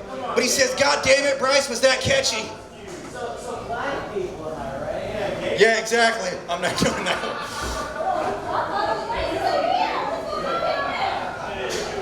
Welcome to Home Sweet Home.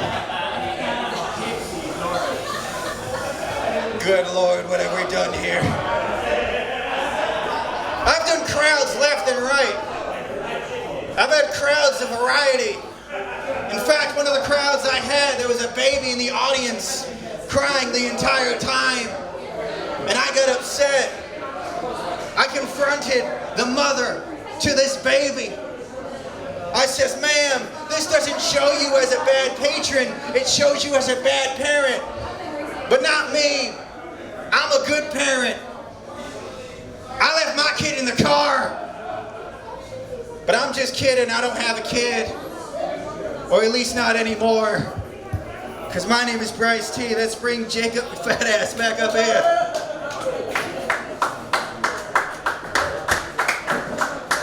Bryce T, everybody. All right.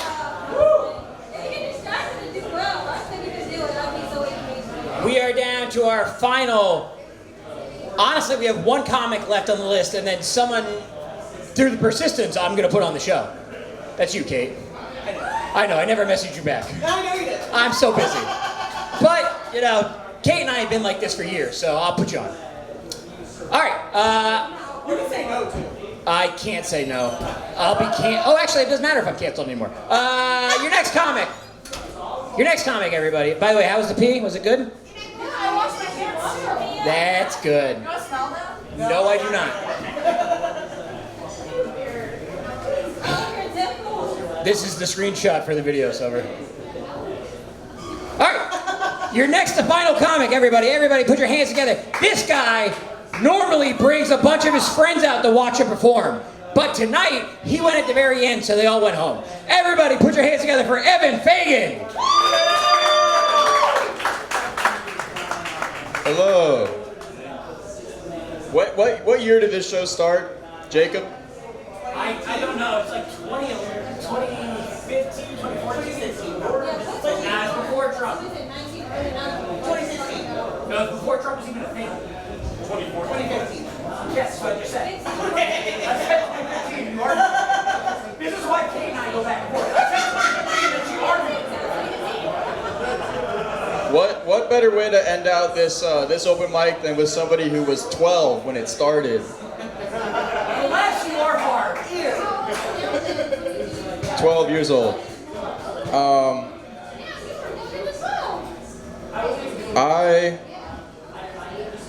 I don't understand why ice cream trucks are the only food truck with their own song.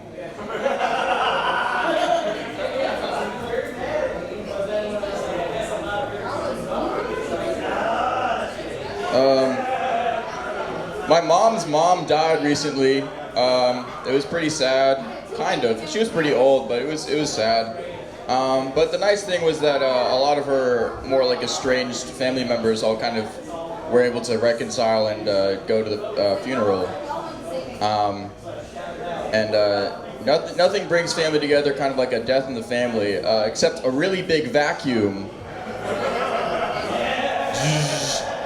No, she did die though, but she was cremated actually. My mom scattered her ashes in the Pacific Ocean. And it got me thinking, when a lot of my generation dies, we're gonna have some ironic ass, unserious cremations. And I started thinking about how I wanna do it. And I think I have a plan. Is that I'm gonna get everybody, well, I'll be dead, but my death will get everybody who knows me to go to my funeral, and they'll think that I'm getting buried. And then as the casket is slowly being lowered into the ground, it's going to burst into flames. And the rabbi's going to go, just had to make sure. Just had to make sure he was really dead. And everyone will remember that until the days of their boring traditional funerals. I don't go shopping at off-brand non-chain bookstores anymore. Not after I tried to buy my little cousin a copy of Curious George and accidentally gave him Vicarious George. He just follows the old man in the yellow hat around being empathetic.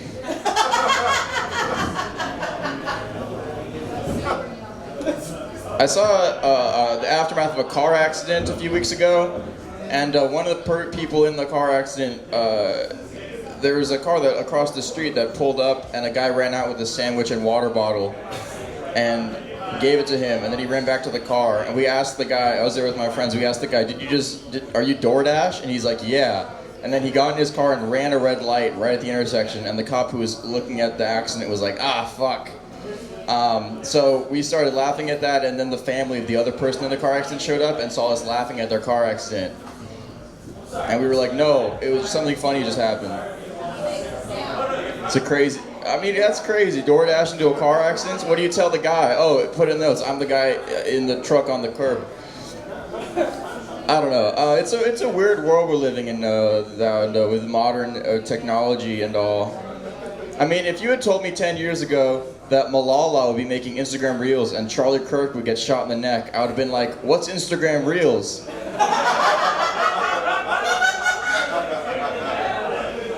I have a porcupine named Spike Lee, but in like an Asian way.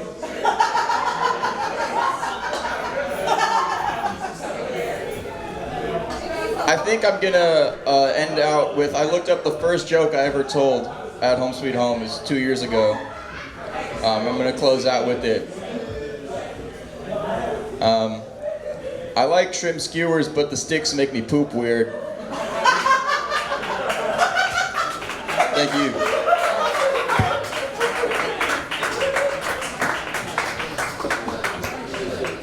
Fagen, everybody! Keep it up for Evan Fagen. All right. We are down to the final performance at Home Sweet Home before this thing ends after 10 plus years. I asked everybody, I said, what defines Home Sweet Home? And the answer has been chaos. It's been ridiculousness. One time, a guy pulled his penis out and then tried to throw me over the balcony. And the owner didn't know for like a month. That's what this place is. So in the spirit of that, we're going to end the show with a bit of an extended bit. Is he upstairs? Is everyone upstairs? Everybody. Richmond has had a lot of great comedians. I started with a guy named Omari Brown. Just lost his job when Colbert got canceled, but he got 9 Emmys out of it. Winston Hodges just went, funny AF with Netflix. Kate and Prashant had a fun conversation about that. Kate thought the Indian Muslim guy, whatever he was a hack, and Prashant wanted to know why. And Kate had no answer. It was uncomfortable for me, and I like seeing people uncomfortable. All right. But there's one act in this city, a double act, which is legendary, that people have talked about. It really defines this comedy scene in a way that very few things define any city. And tonight, I would like to bring to you a Richmond tradition. One comic, 2 mics, the dynamic stylings of the natural comedy pair, Brian Fontaine and Kate Carroll. Everybody, please.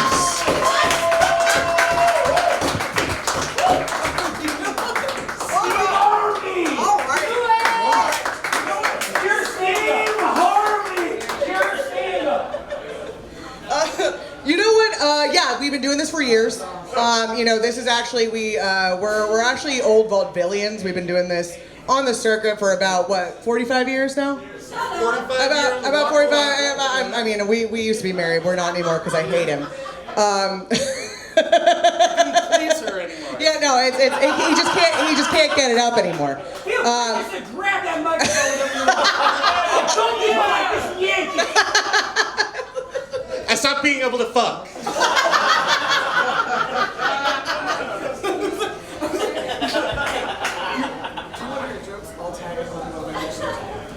Got it. Do one of my jokes? You'll tag it? All right.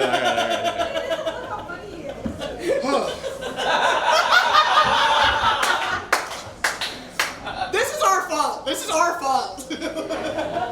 All right. Kate, you're gonna love tagging this one. What is the hardest part about being a pedophile? What? I have like 50 thoughts in my head. The fact that you typically get thrown in jail, but actually it's really not that hard because if you have a rich friend, it's probably not that bad. Powering up the Bryan coke machine. Give him the fuel, baby. Incorrect.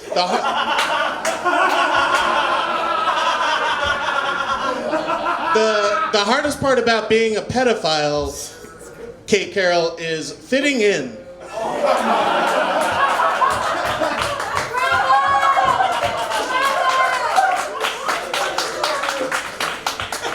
Silver, make sure you put Kate Carroll's name in the lower third. Yes, please, no, absolutely, no. This is the star. This is the star of the show. He can't please me anymore, but he's still way better at this than I am. And please the crowd. Okay. You guys know when if you ever see a group of geese flying south for the winter and they fly in a V and one side is longer than the other, what is the reason for that? It's got to be something to do with the gusts.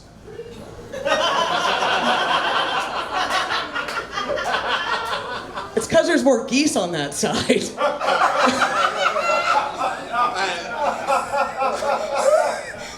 By the way, this is diabolical, and this is exactly how this shit should end, at least for this portion of it.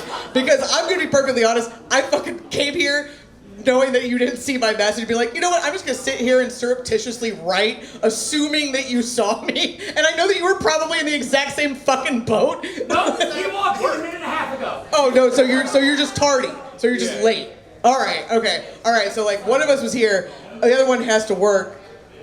Well, I mean, sure, we all have to work, so I'm a big labor person. I can't make fun of that. I can't make fun of that. Kate Carroll can't shit talk a black guy. Roast it. Jacob doesn't have that problem.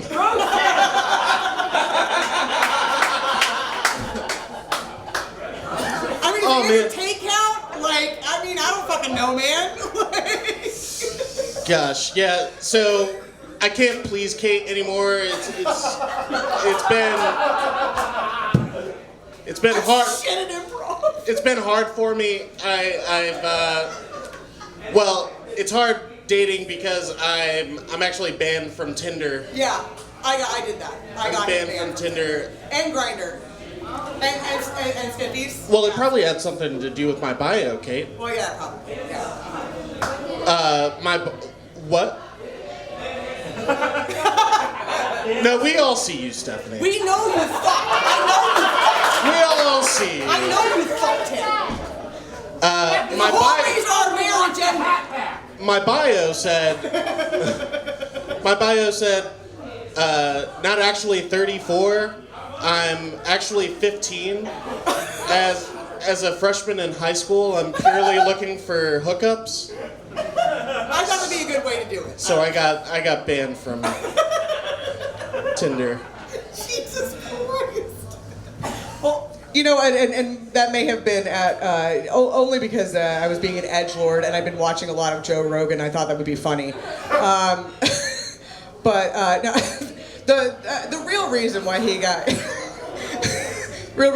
banned from Tinder was because I had gone on his account and texted or messaged a bunch of people that he connected with, just like really rambling diatribes about Frasier, and it made a lot of people really uncomfortable. So they thought like this guy must be mentally unwell, which I mean we all know he is. But besides that fact, that it was also probably the fact that you had said that you were 15.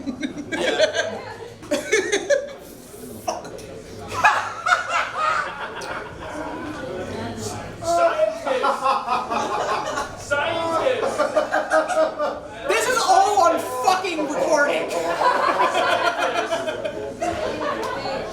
Kate, I'm sure you've heard about the Epstein files. More like an egg! They're all redacted, you know? Oh yeah. They're all freaking redacted and stuff. What are they hiding? What are they hiding? Well, you know, probably about $20 million in transfers between me and the guy who acted Barney. That's probably one of the big portions. For a lot of other reasons too, but also, as we all know, Epstein was an upstanding man. And this is all character assassination. Do not cut this out of context! I don't even know what I'm doing anymore! Put it on Instagram! I don't know what I'm doing anymore! I'll tell you what. I say let the files out. Kate, I got nothing to hide. I got nothing to hide. Ghislaine Maxwell, I fucked her.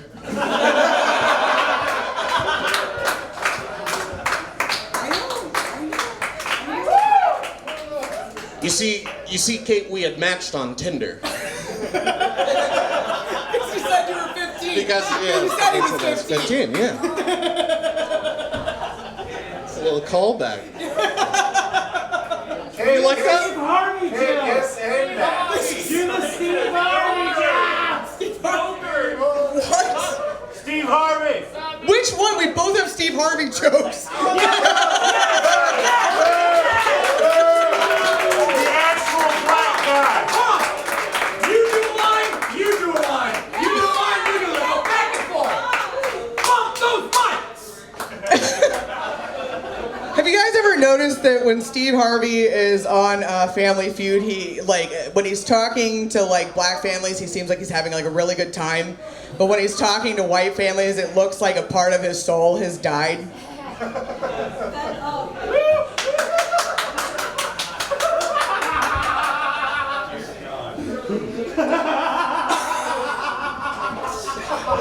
Now I know. Before I even get to you, the question is, what does not go in potato salad?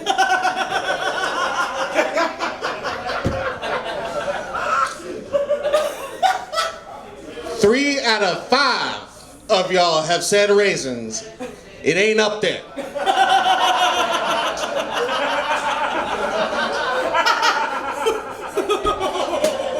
Raisins ain't up there.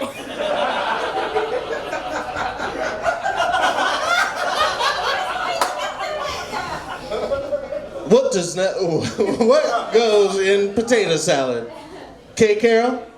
I don't know if I should keep going with that or tag it with my line because I think it actually works. Go!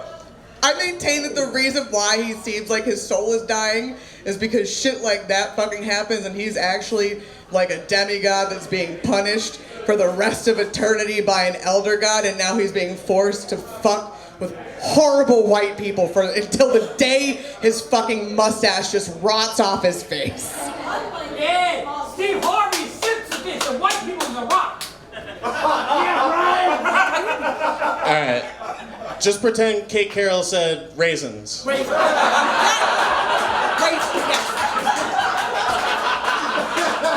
Oh, hell no!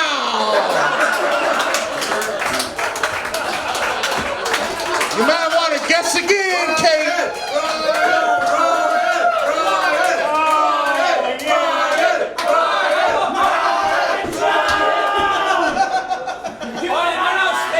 Stay where you are. thing we've always done here at Home Sweet Home when the show runs short, we can't fill enough time, is we play a game called Sex With Me Is Like, and I have two of the best game players of all time right here. And I think you'll see they play off each other so well. So we'll just do a quick round, everybody. Sex With Me Is Like is a very simple game. Sex With Me Is Like, and then you shout out something. Someone shout out something. Chinese food. Sex With Me is like Chinese food. There's a little piece of broccoli hidden in the back. It's like that. And these two, you shout out whatever you want. They'll go for it. I'll stay in the back. I'll MC it. Let's get our first suggestion, everybody. Sex With Me is like... Steve Harvey. Sex With Me is like Steve Harvey. I think we have to start right there. Sex With Me is like Steve Harvey, man. Let's go. If you go on down me, you're gonna meet a mustache. There you go. Sex With Me is like Steve Harvey, because black guys, you know, but a white guy is like, All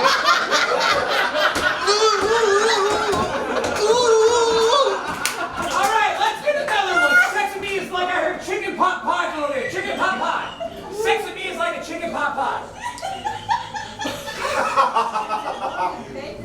Let Kate think about it. Brian's clearly ready. Brian's ready. If you're ready, go for it. Get it. sex with me is like chicken pot pie. You're probably gonna burn your tongue. Yeah.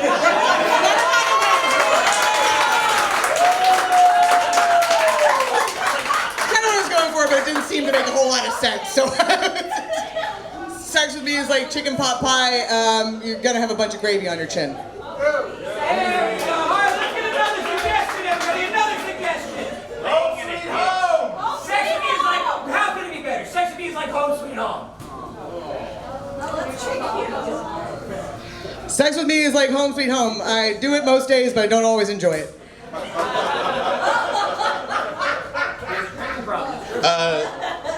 Sex with me is like Home Sweet Home, because I give you like little goldfish crackers. Oh, consider it. It's a nice little treat. A post-coitus snack. That wasn't very good, guys. Let's get another suggestion. Let's get one more suggestion. Let's get everybody strong. 9/11. No. This person's not what you said. Jesus. Mashed potatoes. That's it. I feel like that's too close to chicken pot pie. Too close to chicken pot It's pie. like being mentally ill. Kate, should we get your husband to come up? Oh, no. He's mentally ill too. Sex with me is like being mentally ill. You have to take a pill to get it done. Sex with me is like being mentally ill because I'm not good at wiping. That's a totally different type of mentally ill. We'll let him go, everybody. Thank you.